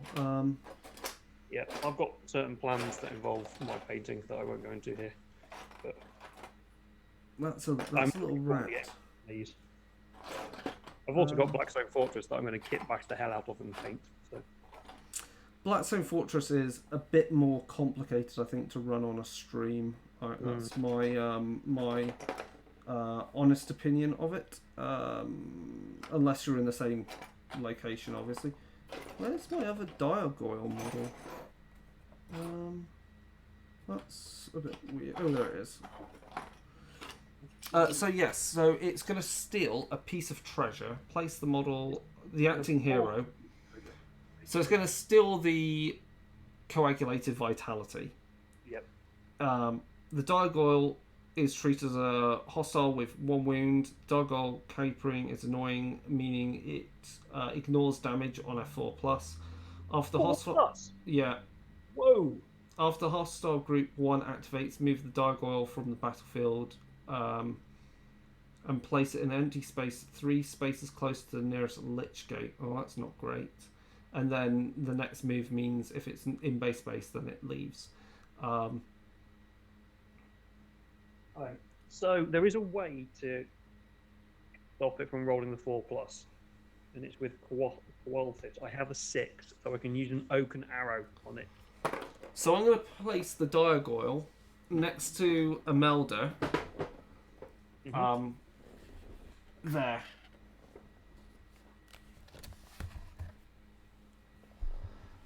And it's going to aim to get to there. So it's going to take it at least 2 turns to escape. But you're going to open arrow the crap out of it. Yeah. Yeah. Okay, so that was Imelda's turn. And we remove... Oh, do we remove that if it's a diagoyle on the search? No, because it's a crisis. No, we don't remove the...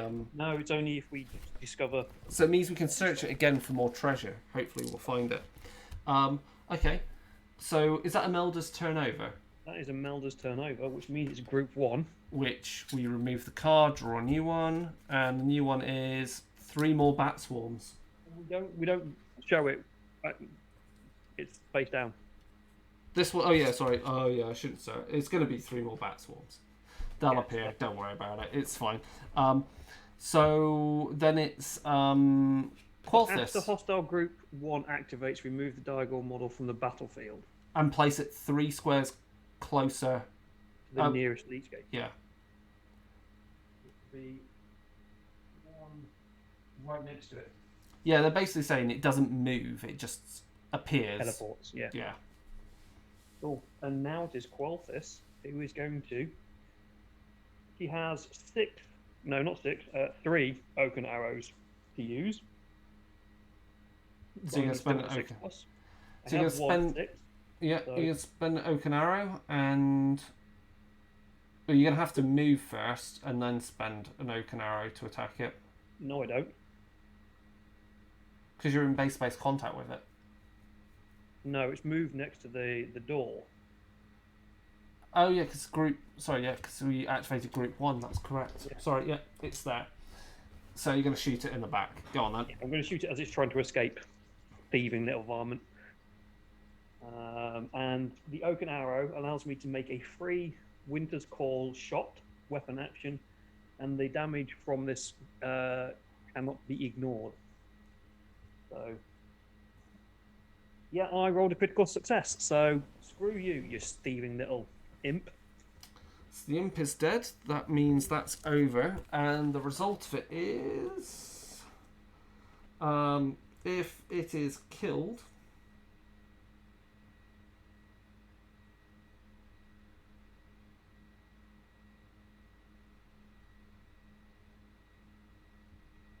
Oh God, if I didn't have any treasure, I would have lose all my inspiration points. That hero is cursed and fatigued, and if they are inspired, God, damn, you don't want it to run away at all.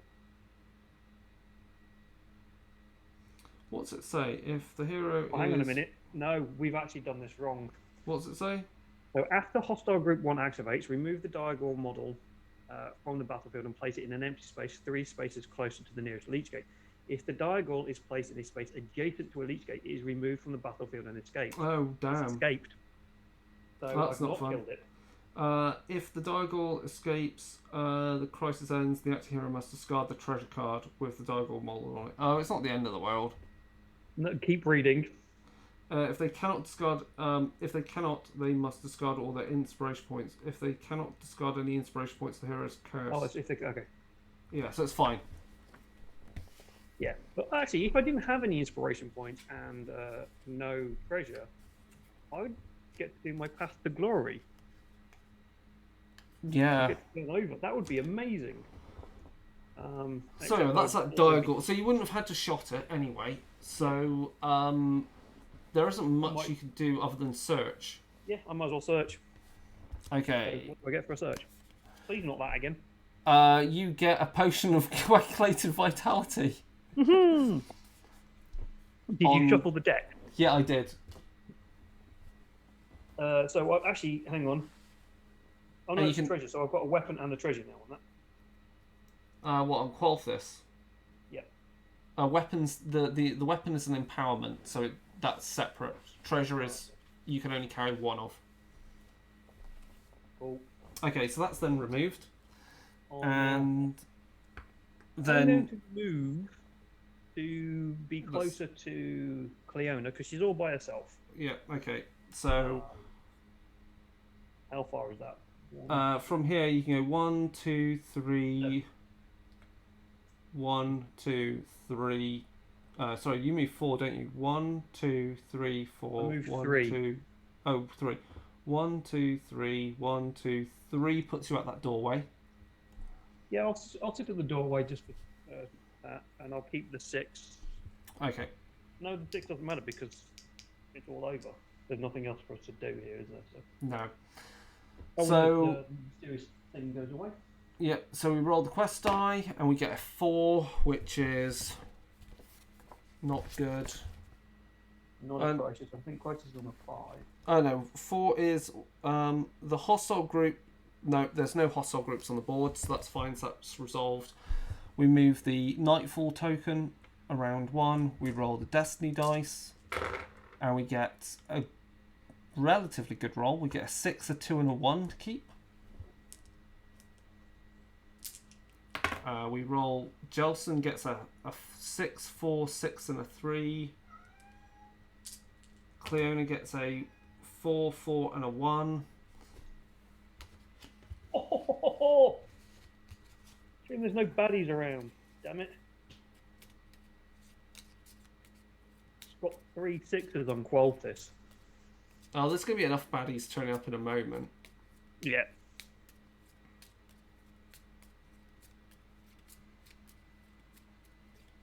There's going to be a lot.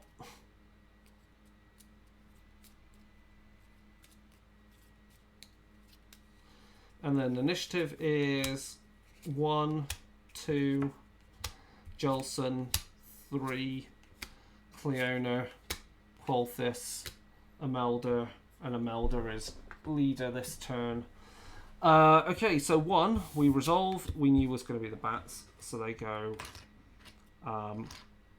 So the Diabat appears and goes 1, 2, 3, 4 into base contact with Cleona and attacks and misses.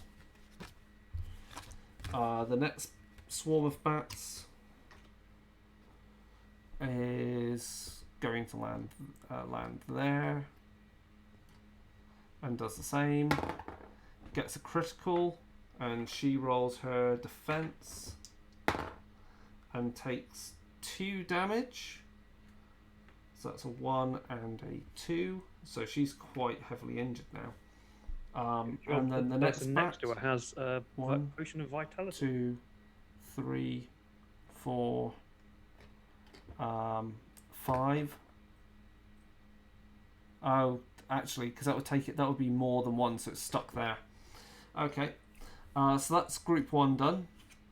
Group 2 is. Have you put the dire? The dire one's in front. The dire and normal bat swarm are there, next at diagonal away from Cleona, and the next bat swarm is behind them in the doorway. The next thing is 2 more Orphan Watch turn up, and they've got a movement of 2, or is it 3? 3, I think. 3. Orphan Watch. Okay, so they go 1, 2, 3, and 1. Oh, actually, let's do that. So there's a lot of bad guys coming through that door. Have you put the champion? I'm guessing champions up front, yeah. And then we've got Jelson's turn. So run the fuck over there. Yeah, Jelson spends his 3 to leg it. 1, 2, 3, 4. He'll spend a 4 to do 1, 2, 3, 4, and then he's coming round the back. I'll do another. Yeah, I thought, is that better, or could he have gone the other route? He could have done a run the other way, so he could have gone. I think he'd 1, 2, 3, 4. 1, 2, 3, 4, and then. I think you could get next to the bats if you'd gone the other way. Yeah, but I kind of want to shoot as well. 1, 2. Yeah, actually, if you go there into that room on that corner, and then you shoot instead. Yeah, so spend that to shoot. Ranged, going for the Diabat. Gets a hit, which is 2 damage. We roll the quest die to see if it ignores damage. That was cocked. No, so that takes 2 damage, and then he'll follow up with his stake and does another point of damage, so he kills the Diabat. Woo! That puts us up another one. We're on 5 now. And he gets another inspiration point because of that. Yes, he does. And you get to roll the dice as well to see if you get the inspiration point. Well, I've still got a 6 on his activation die here, and there's still Destiny dice, so I'm going to spend a 1 on the Destiny dice to walk forward, and then spend the 6 to attack, which is a critical and kills a bat as well. So that's then 5 wounds worth, and then he's going to roll and doesn't get a inspiration.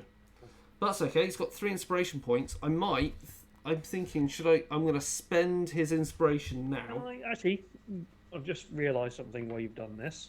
Yeah. I know we've already done the inspiration, but you're blocking the line of sight for the shot with Qualtis. No, I'm not. Models don't block line of sight. Don't they? No. Cool. Okay, that's fine then. So I've inspired Jelson. And as we can see, that has a monumental effect to his attacks. So you've done Path to Glory? No, you've turned the card over. Yeah, so I spent his 3 inspiration. Yeah, it's insane what happens when you get to do this. Okay, so the next person to activate then is Group 3, which we reveal. Group 3 is... Big. Corpse Rats. Ugh, I said big, not small. 1, 2, and a third one. When I can find it. There we go. So there's 3. So one of these is a big bloody rat swarm. Rat. Which also has 1 extra wound and also counts as a champion for killing. So that's the one on the smaller base, isn't it? So the corpse rats, there's one which is fat in the corpse rats, which is the champion. I do. And they've got a movement of 3. So 1, 2, 3. They're not even going to be, and they're on large bases. They're not even able to get into contact. So I think they're going to have to swoop round the other way, aren't they? I think they're actually going to go into the other corner. What, here? Or go this way? Oh yeah, because they're furthest away from us. 1, 2, 3, 4, 5, 6. 1, 2, 3, 4.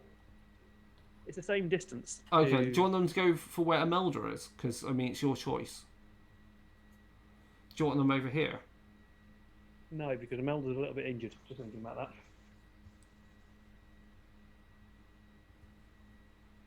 And yeah, if we kind of trap them all in that one room, then we can just kind of chip away at them as they're in the room. Okay, so we'll place him there, him in there, and then that one there. So there's a whole host of rats and bats and skeletons all in one room that are about to get hopefully obliterated. Which one has the... Which one have you put with the big fat rat on? This is the big fat rat here.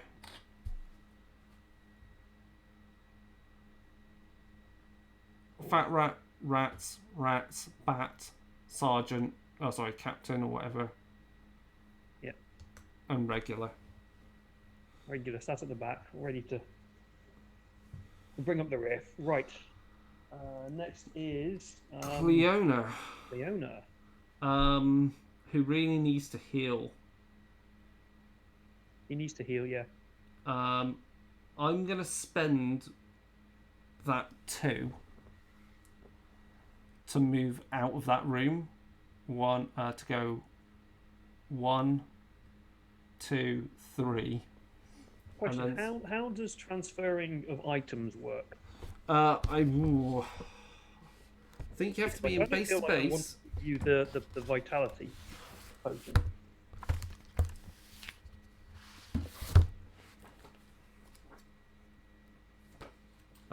Let's see. Carried items now.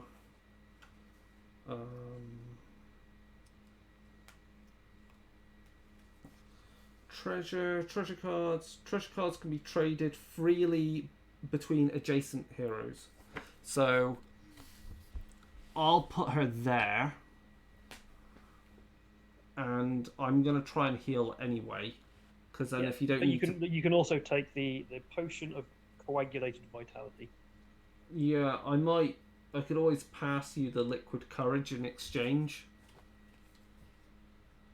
Yeah, let's do that. I'll swap liquid courage for your potion of coagulated vitality. Mm-hmm. And then I'm going to try and heal regular style first, just in case, because there's nothing else you can really do.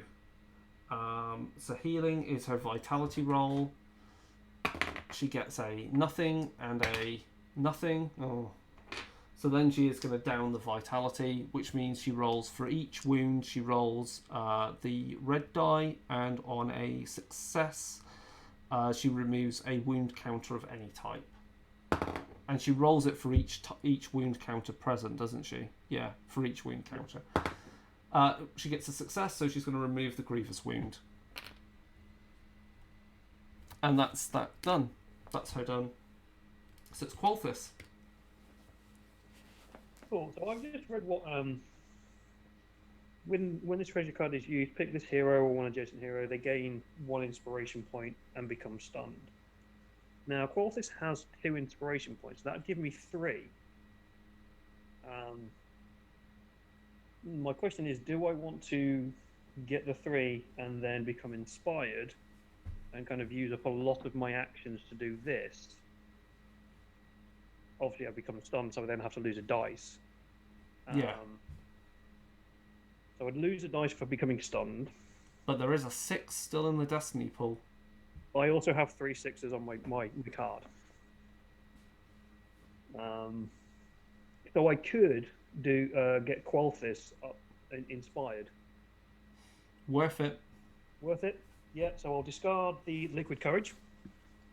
I will discard my 3 that I have because I become stunned. Okay. And then Qualthus will become inspired. Oh, wow.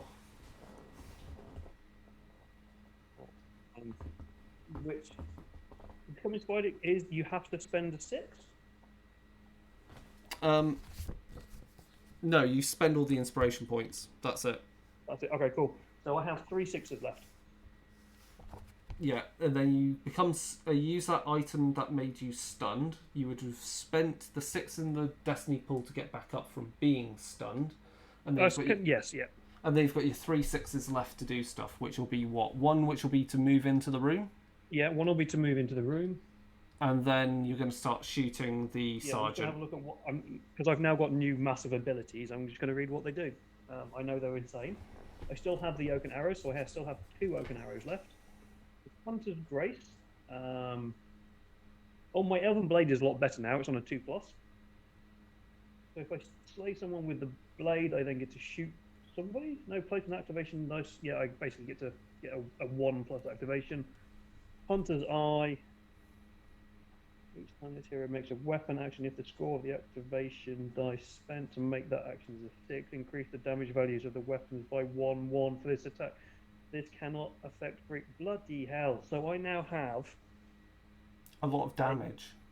3, 4. I have 2, 3, 4 shots. Yep. Right. On the red dice as well, because the weapons got harder. So I'm going to shoot the hero, champion, swordman, sergeant, bloke. That's the one. So I'm going to shoot the sergeant. Yep. I get a critical, which that's is 4 dead. damage. He dead. And then I'm going to spend my other 6 to shoot the bats. No, I'm going to spend the other 6 to... And what do they ignore damage on the bats? On a 10. On the 10. I'm not going to... I don't know if it's worth... No, I'm going to save the other oaken arrows for bigger baddies. So just a normal shot. And I get a success, which is 3. With the new... No, they're dead. Yep. So that is 5. And we go up 1 on our tracker. I don't get any inspiration from that. And that one's turn done, and then it's Imelda's turn.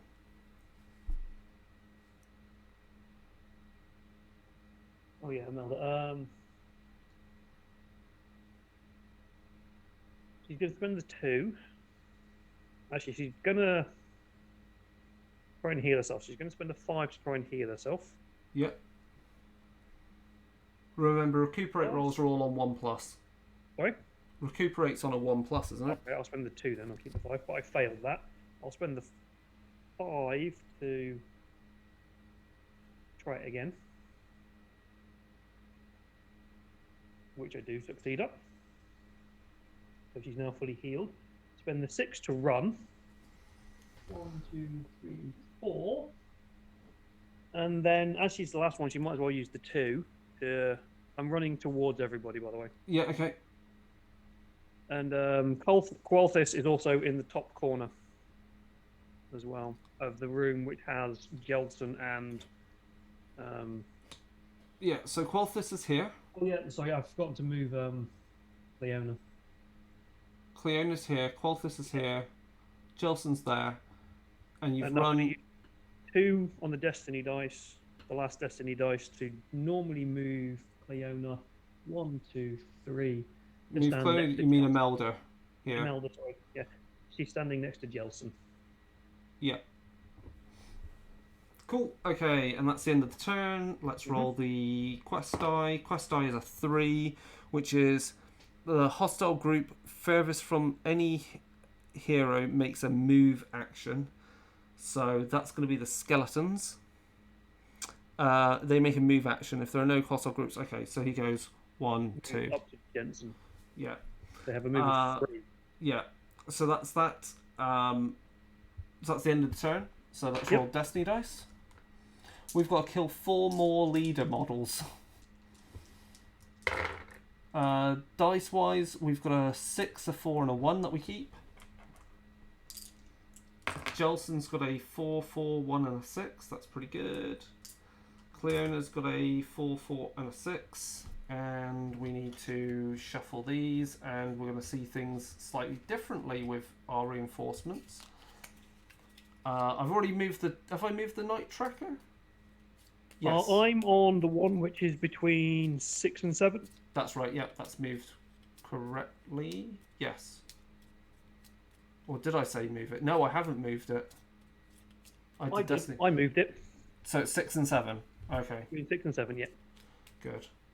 Unless I've missed one somewhere along the lines. If anybody's watching and knows whether we've messed this up, let us know. Yeah, I rolled the Destiny dice and moved that along. Yeah, I think we did it right. It's getting a little bit too close to night time, and then we're going to get the big bads. Yeah, because we've gone through a lot of basic stuff. So initiative cards are coming down now. We've got 3 Imelda, Cleona, Qualthis, Jelson, 2, 1. Okay, starting with group 3, which is the corpse rats. Let's roll their quest die. They get a 2, which is Sewer Swarm. Remove all wound counters from all acting hostiles. That's insane. And then they. Thank God that nothing has wound counters on it, and we don't. And then they, then they. Oh, they've got infectious bite, which means if you are damaged by them, you get diseased. That's not good. And then also, they move now. So let's see. So starting with the fat one, it'll move 1, 2, 3 there next to Imelda. Yep. And it'll attack Imelda. Qualthis is leader, obviously now. So attacking Imelda, we roll a white die. It misses, which is good. Then the next rat swarm ends up on the other side and will attack Jelson. And hits him for 1 damage. Ooh, no. My defense die is blue. And no, I take a point of damage. Shit. You are diseased. I'm diseased, so I need to find a diseased counter. What does disease do? When an activation dice would be placed in a space that contains a disease token, change its score to 1. When a diseased hostile is attacked, if the attack roll is a success, change it to a critical success. That's nasty. So, hold on, it says on page 33, disease. Let's just check that fully, how it's placed. I think you get it instead of the wound. No, it's placed on a space that does not contain any wound or grievous wound counters, unless there is no other choice. If there is a reaction die or activation die, reduce the score to 1. When an activation die would be placed on that space, change its score to 1. Okay, so I get to. So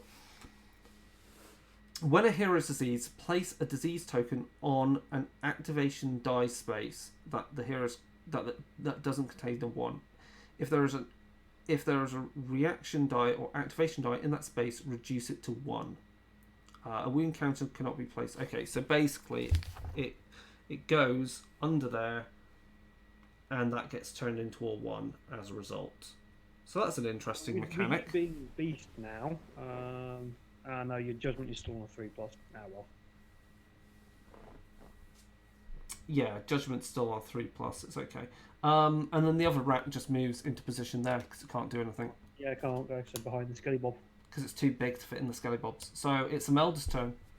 Imelda is going to try and slap the rat. Yep. So this is all. I've got four attempts at this to slap a rat. Only one dice, not two. Have you got a 6 you can spend?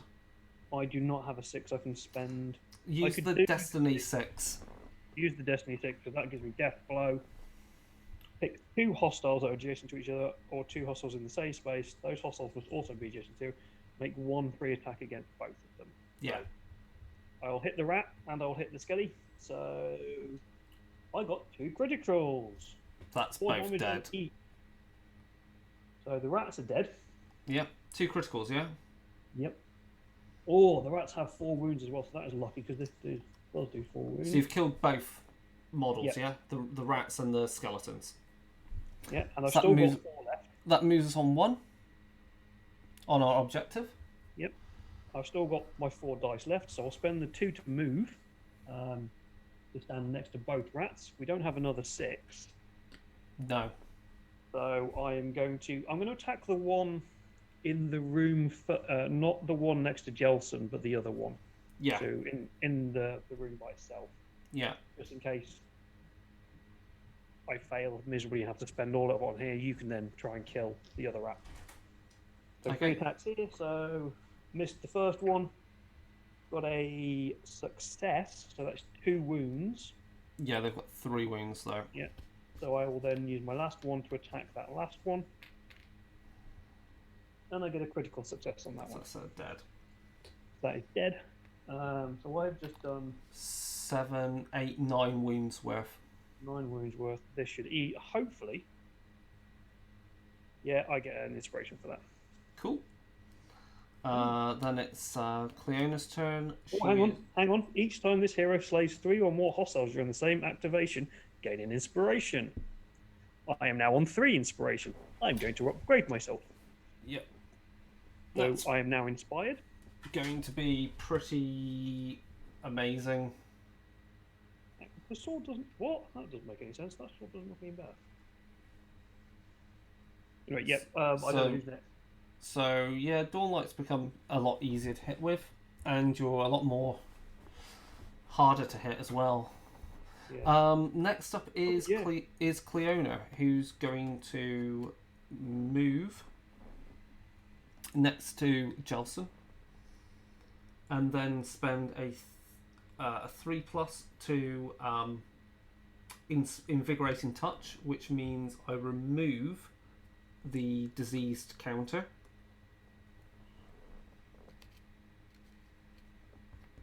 Was she making Jelson better?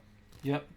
And then she's got a 6 left, and she's going to use, for the first time, her Staff of Celestial Destruction, which means she picks one visible target, and I roll a red die, and if I hit, it does 2 damage, and then roll a blue die for each hostile or hero in an adjacent space or in the same space.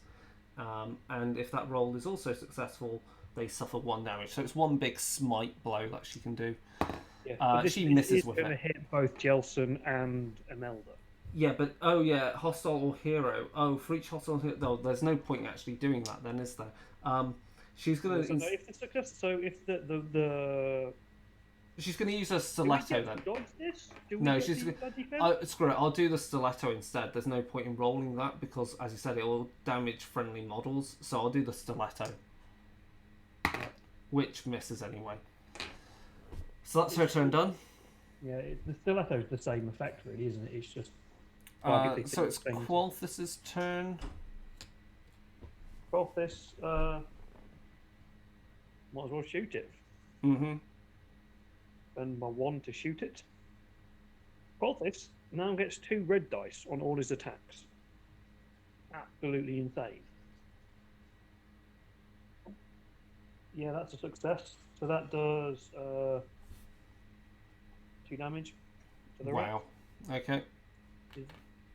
Did you didn't do any damage before, No. did you? No. Okay, I'll spend the. Might as well spend. I should have spent the 6 beforehand because that would have made it. It would have done an instant kill. But I'll spend a 5 now to shoot it again, which does another critical. So another that does 3 damage to it. Okay, and The then rat is you dead. can roll to be inspired. I've got 2 dice left, but I can't do anything with them. So You can yoink. bank them as Yeah. reactions. I do become inspired. Not that there's really anything for me to do inspired with at the moment. But... Cool. Next up, it is Jelson. He's going to move 1, 2, 3 into the middle of that chamber, and then yeah, he's all right. He's going to keep everything. He's going to basically bank all his stuff to be reactions because there's not much more he can do at this stage. Then it's group 2, which we remove and replace. Then it's group 1, which group 1, which we remove and replace. And then yeah, that's the end of that round. Yes, and it's the event phase. Event phase, we roll the quest die. It's an 8, which is which is our time grows short, so the Nightfall token moves forward 1. God. Then it's the next turn, so the Nightfall token Nightfall moves forward phase. 1 again. This isn't great. We roll the Destiny dice, and we've got no Destiny. What? I rolled 3 2s and 2 4s. What? That's not good. I'm going to ban you for rolling dice. We then roll the activation dice. Oh, sorry, I rolled too many there for Jelson because he's only got 3 slots.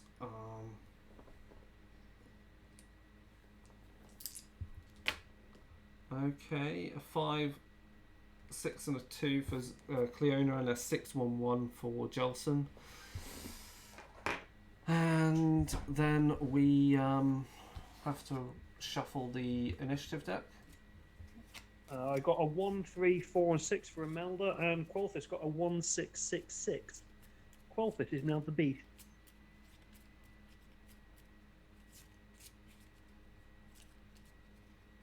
Right. Let's hope we get some actual champions to kill, because We've got to kill 3 more. it's quite plausible, and then we just need to escape Yeah, we want 3 more before Nightfall, because otherwise it's going to get bloody hard. I like the Nightfall element to this because it does add It really adds a different. So it's Qualthis, Imelda, Group 1, Cleona, Jelson, Group 2, Group 3, which is not great because it means they're coming on later than we really want. And it's going to be wherever's furthest away from us, so we really want to kind of corral them into place. So I would say Qualthis just needs to move into the central chamber. I'm just thinking, that's an instance. I was a hero. The Gambit, you can actually change it with Enemies, yeah. Do you want to start spending to do some gambits then? I'm just thinking, do we want to try the Gambit? Yeah, let's try and do some gambits because that might make things a little bit better for us to get them onto the board, and so we can start dealing some damage to them. So you just remove a dice, and if you get a critical success, you can swap the hero's initiative card with any hostile group. If you get a success, it's with any with the closest hostile group. And that's the agility die that you're rolling. So Qualthis isn't next to anybody, but does have the red agility dice. Swap the hit with the closest hostile group. to the hero's left or right. The Player's Qualphis choice. could put the number 1 first. You could put number 1 first, yeah. So you could, do that if you want. Yeah, so I'll get rid of my 1, and I'll try and put the move Qualphis, which I do manage to do. So Qualphis and 1 can swap. Yep. I am going to try the same with... You want to try it with Jelson because he's got a red agility dice. I think he's going to... Yeah, I'm going to do it Jelson, and we roll that. Is a fail. You can only try it once as well, can you, a Gambit? Yeah, you can only do it once. No, I think you can do it as many times as you want. You just have to keep spending the dice. 1 or more Gambits. Okay, I'll try it again. You just can't use Destiny dice for it. Yeah. Still fails. That's not good. Let's try Cleona. I know it's not likely, but we may as well try it. Yeah. And I'll try with... She's got a success, so Cleona and the nearest one to left or right. So Cleona and group 2.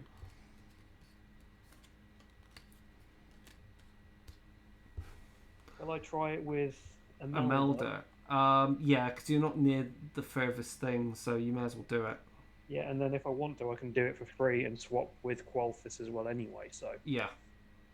If this happens, so... And she's also only got a crappy white, which is Cock, which he doesn't manage to do, so... Okay, is that it? At least we've got... Yeah, that's it. At least we've got number 1 revealed. So number 1 reveal is... it's Helgrim. Woo! Where is Helgrim? There we go. Big ass Skelly Bob. Captain of the Watch. And he's got movement of 3. So 1, 2, 3. So he's in the corner of the tree tile. Yep. So that's his activation done. He's a bit of a boss. That's good. So then it's Imelda. Where is he? Helgrim? Imelda. 1, 2. You can't move diagonally through doors, can you? No. 1, 2, 3, 4, 7. So it's a move and a move and then a slap. How many wounds has he got? He's got 7 wounds. I'm going to move Imelda twice. Or she's going to run once. 1, 2, 3, 4. 1, 2, 3. Yeah, so she's going to go straight in front of him. And then chop him I'm down. going to do death blow. Okay. It doesn't make any difference. There's only one. No, it doesn't make a difference. Only one person here, so cool. Just Dawn Light flat, which is on a 3/4 now. Yeah. And I get a critical, so... 4 damage, wow. Yeah. Suddenly becomes a boss. He's a bit of a pain because also he makes the Orphan Watch a lot more dangerous when they appear, if they appear. Anyway, so that's Imelda done. It's Qualphis' turn. So how far are we away? 1, 2, 3, 4, 5, 6.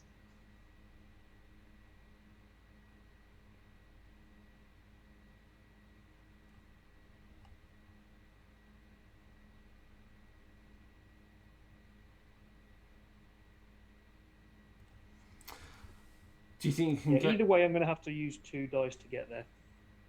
Well, hold on. If you remember, if you get to the doorway there, you can shoot into a room. Yeah, but the doorway is 6 away. It's 1. Oh no, yeah, it's 1, 2, 3, 4. It's 5 away. Really? Yeah. 1, 2, 3, 4, 5 is there. And if you're in the square next to the square that leads into a doorway, you have line of sight to the entire room. I've got Qualphis and Leona the other way round on my board. No, I definitely showed you that she was in the corner there. It would have made no difference. They could definitely make it there and shoot into the room. Oh, we'll do that. So that's 1 shot. That's 1/6. I've now got 2 sixes left. Not that he doesn't have a way of reducing damage to himself, so Nope. I don't need to use the oak and arrows. But yeah, I'm going to shoot him twice. But they are sixes, so I do get to add +1 to the damages. Yeah. So it's on a 3. Damage is 3/4. Yep. I get 3 wounds on him, which kills him. Yep. So that moves us along another one. We just got to kill 2 more champions. Wow. Yeah, I'm going to make myself a inspiration roll, which I don't make. And it's group 2. Group 2 is a Vikairos. Bloodborne. That means they're going to appear up here. Sexy vampires. And then they move movement 5. Yeah. So 1, 2, 3, 4, 5 into the room, and they've got nothing they can do, so that's the end of their activation. Then it's Jelson, who I thought wasn't going to have a chance to do anything, but now turns round with his rifle and underslung stake launcher, and is going to have some fun. Jelson Doing what he does against vampires. Yeah. fires Judgment, which means he rolls a red die and a blue die. And yeah, let's see. Do you have any sixes? I did spend a 6. Make a free weapon action with this hero. If that weapon slays the hostile champion, the hero immediately makes 1 free weapon action. So that's actually not useful. no, it's only good against squads, basically. Yes. So yeah, let's see if he does it. He gets a critical, so that's 4 damage straight away. And then he fires his stake launcher, which now uses a blue die, and gets success, which does another 2 damage, and it kills the vampire straight away. It did 6 damage in one go. Wow. We roll. We're now on 9. I don't get inspiration, and I don't generate inspiration points that way anymore. We don't have a Path to Glory anymore. But we're on a 9, which is good. So then it is Cleona's turn. She's going to spend a die to try and heal, because why not? Vitality is on the blues. She succeeds, that's good. And then she'll spend her 6 to run into the same room as Jelson, just because it's the right room to be in.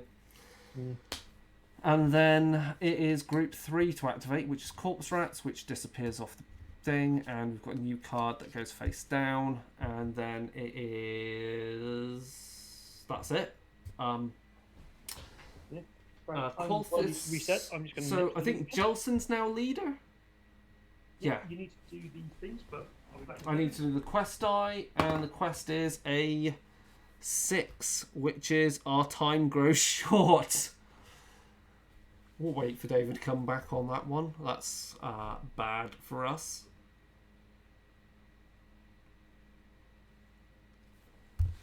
So yeah, I mean, also we're going to be doing for Swansea Comics and Games Con. We're going to be doing a streamed game of Soulbound, which I am going to do inspired by Curse City. It's going to have some elements of it in there. By elements of it, it's going to have some undead. And we'll see where it is set within the mortal realms. Also, we've got a panel that we're planning for Swansea Comics and Games Con, which is going to be looking at politics and representation in RPGs, predominantly fantasy RPGs, and how that really fits into it. And we're going to be framing that around the Warhammer RPGs, because of course they've evolved over time, becoming more diverse, becoming more representative of people in general. Yeah, I rolled the quest die, David, and I got a 6. I'm banning you from rolling this quest dice. So it moves on 1 point in Nightfall, and now it's the event. It's the next turn, and the first thing is It Nightfall, moves to night. Yeah. which means now all our cards that we draw like this, instead we have to use the bad side.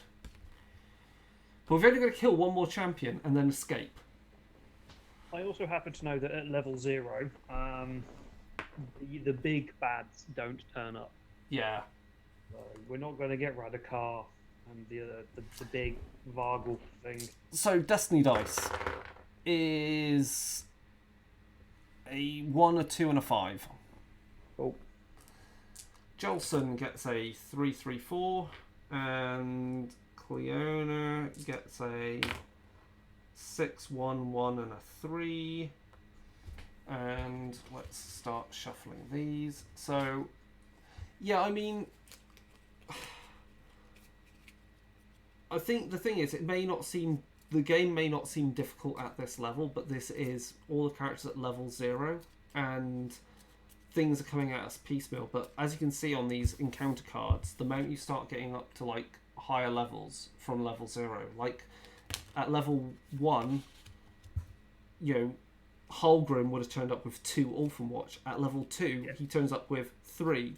At level 3 is 5 Orphan Watch. At level 4 is 6 Orphan Watch. So, you know, it starts racking up, like, and you know, again, I think the heroes, as they get more powerful, as you're seeing, they do gain abilities as well that we've not got into, which are their traits. And that means they are going to you would hope they reach inspiration a lot quicker. And obviously you upgrade their weapons, we upgrade their armor, but the game is trying to ease you in and then slap you around the face. Yep. Which is good. You don't want a game which feels impossible from the outset. No, it's nice because Age of Sigmar as well. It definitely has a more family-friendly feel to the game. A game like this, where you're starting off easy and you're trying to get your family involved. Starting off easy for non-gamers is quite a sensible idea. So initiative is, we've got Group 3, Group 1, Qualthis, Cleona, Group 2, Imelda, Jelson. Not a bad initiative order, I don't think. Do we need to do a gambit? I don't think we do. Does Imelda want to swap positions with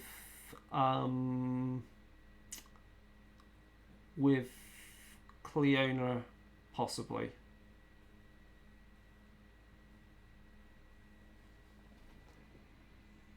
We have nothing on the board, so where are they going to appear?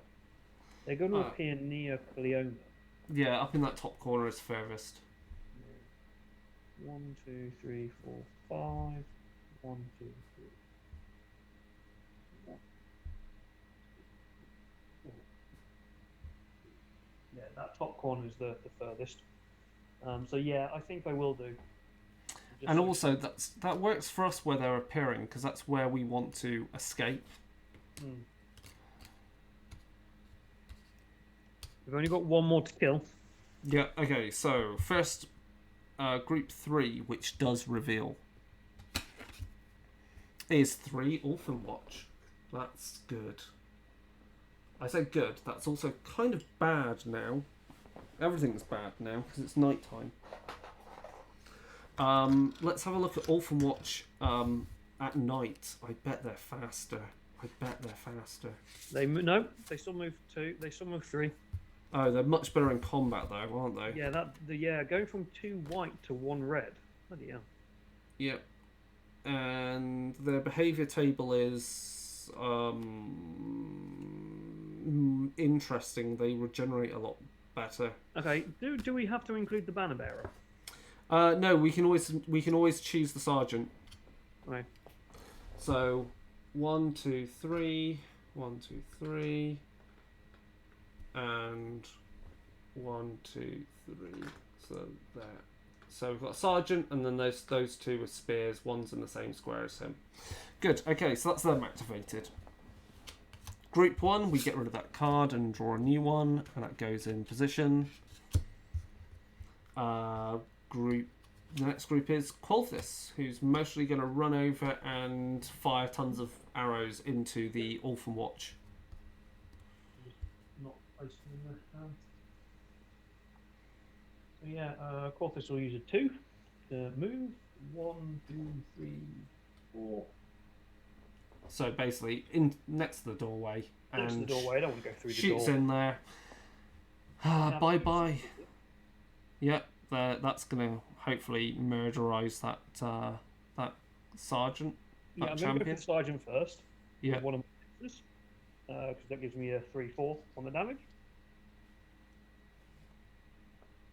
Ooh, I get a critical success, so that is 4 damage to the sergeant. That's him dead straight away.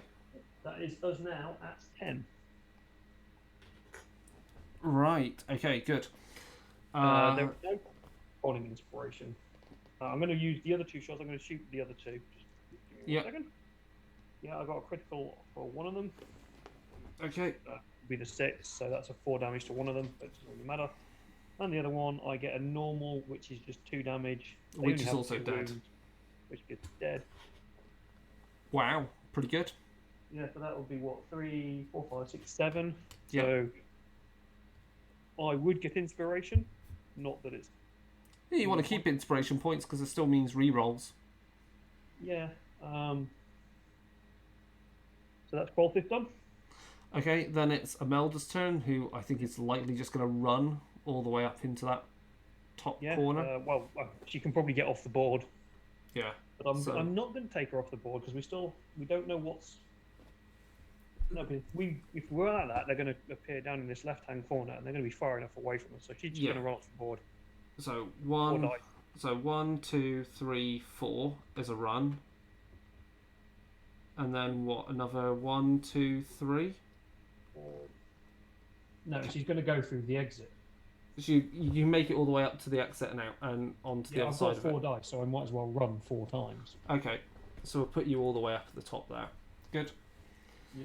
Yep. Group 2, we remove the card and put a new one down.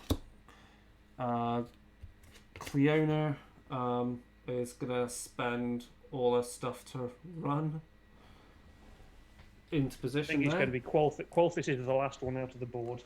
And then Jelson is going to run to there. And that's the end of the turn. Yep, that's the end of the turn. There's nothing else to be done. So, Destiny dice. Oh no, Qualthis had Destiny dice, so she could have actually done all that killing and moved into that position at the end of the board. Oh yeah, because we've got 3 dice, haven't we? Yeah. So she could have actually got off the board. So it's the end of the turn. They've succeeded. They're in the extraction point. That is the end of the mission. So we've succeeded. So we now have to just go through what the end phase is of a successful hunt phase or hunt journey. Consequences. If they are successful, they gain experience, which means all these characters will now become level 1, which is great. In addition, you shrink influence by 2, so influence will go down to a total of 2. And fear grows by 1, so it goes up to 7. So I need to find those appropriate counters for my stuff. So influence goes down to 2. We need to resolve the extraction event. Oh yeah, that as well. So let me just put all the fear counters there. I'll roll that and read it out while those you're doing those might go up further. So yeah, you roll a d12 and then you add 1 because we succeeded, and I think on to the roll if the Nightfall token was in daytime. So no. So what do we get? Let's roll that. We get a 7, which becomes a 8. An apothecary that is being relocated within the city helps tend the hero's wounds. You can re-roll the results for the quest dice to determine survival for any heroes that are out of action in the following determined survival step. In addition, the leader searches the discovery deck for the potion of coagulated vitality treasure card and gives it to a hero. If there are no such treasure cards remaining in the discovery deck, there's no further effect. So we get coagulated vitality. And obviously, you'd be a fool not to give it to someone like Imelda, because she's always going to be up front. Yep. At the end of at the end of this as well, any wound counters on characters are removed. Any remaining inspiration are removed. Any experience counters that obviously would have been obviously removed because the characters gain a point of experience and therefore become level 1. So there's a whole load of like level counters to represent that in here, which I need to then find for my own bookkeeping. There's another level 1 counter. Let's see, there's another level 1 counter. So that's cool because that adds some new gameplay aspects to what the characters can now do. If you have any realm stone on your characters that you do not then spend to do empowerment, you lose all remaining realm stone as payment for your passage on the skyship. The Cadoran skyship, a sky vessel, and then you're in a position basically to just like, you know, pack up and save your characters as they are with their equipment, their empowerments, their treasure, etc., ready to do another thing. So looking at how fear has increased, it looks like the next thing I'm going to have to do is a deliverance, really, to reduce fear and save some people. Because I've got influence down to 2, so I need to do... And the interesting thing about that is that what you've seen here is like you're moving around trying to kill champions. A scavenge is where you've got these tokens, the mysterious item tokens. They, as you resolve one, it moves to another position on the board, and you have to like resolve 10 of them in total to win. But doing that's good because that gets you more realm stone. The likelihood of getting realm stone is very high, so that's good for that one because you need that for your empowerments. And then deliverance is a bit different because you use a slightly different deck called the I can't remember what it's called now. Different deck, but it's got tiles on it, and the whole point is it's like a rolling road. Exploration deck. Yeah, it's like a rolling road. It's a procedurally generated dungeon to represent the fact that you are running through the streets of Wolfenkhan as a suffocating grave tide is following you and consuming everything. So that should be really fun to run, really easy because it doesn't use up much space. But yeah, I mean, if you want to see more of this, by all means, ask us. We'll do that. We could look at Blackstone Fortress because I mean, David, we could do a setup. It might be a bit difficult because my 2 cameras, because I've got all my heroes recorded. But yeah, we could look at Blackstone Fortress in future. Stuff. Yeah, well, I would just need to have a guidance on which ones have got what stuff at. Because I'm like very close to the end of the Blackstone Fortress campaign. The other games that would be worth trying to play is grid based. I mean, I don't have a copy of it, but you can play it online, and we can do that through Steam. Is Warhammer Underworlds. That's always good. Because that's more of a board game. Also, there is a tabletop simulator for leaders, a combined game, which is a great game, and actually would work really well online because we just need our tablets, and our tablets are our command consoles for our nations. So we could possibly look at running. So we know it works. And using tabletop simulator would be much better because then everyone can move their pieces, or the pieces can be moved and we can show it on the stream quite easily.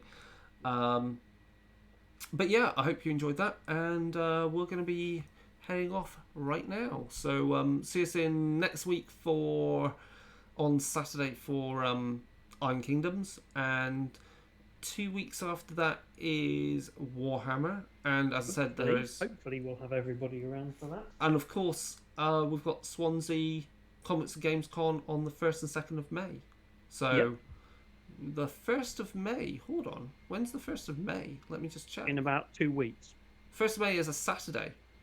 Yeah. So that means, yes, that means that's a hell of a weekend. That means that Saturday, Sunday, you're going to have a panel. You're going to have a string game of Soulbound. You're going to have which is a one shot. You're going to have Warhammer on the Sunday, and the bank holiday Monday for us. We could look at what else we could run. So that's great. So we'll see you for now, and goodbye. Goodbye, everyone.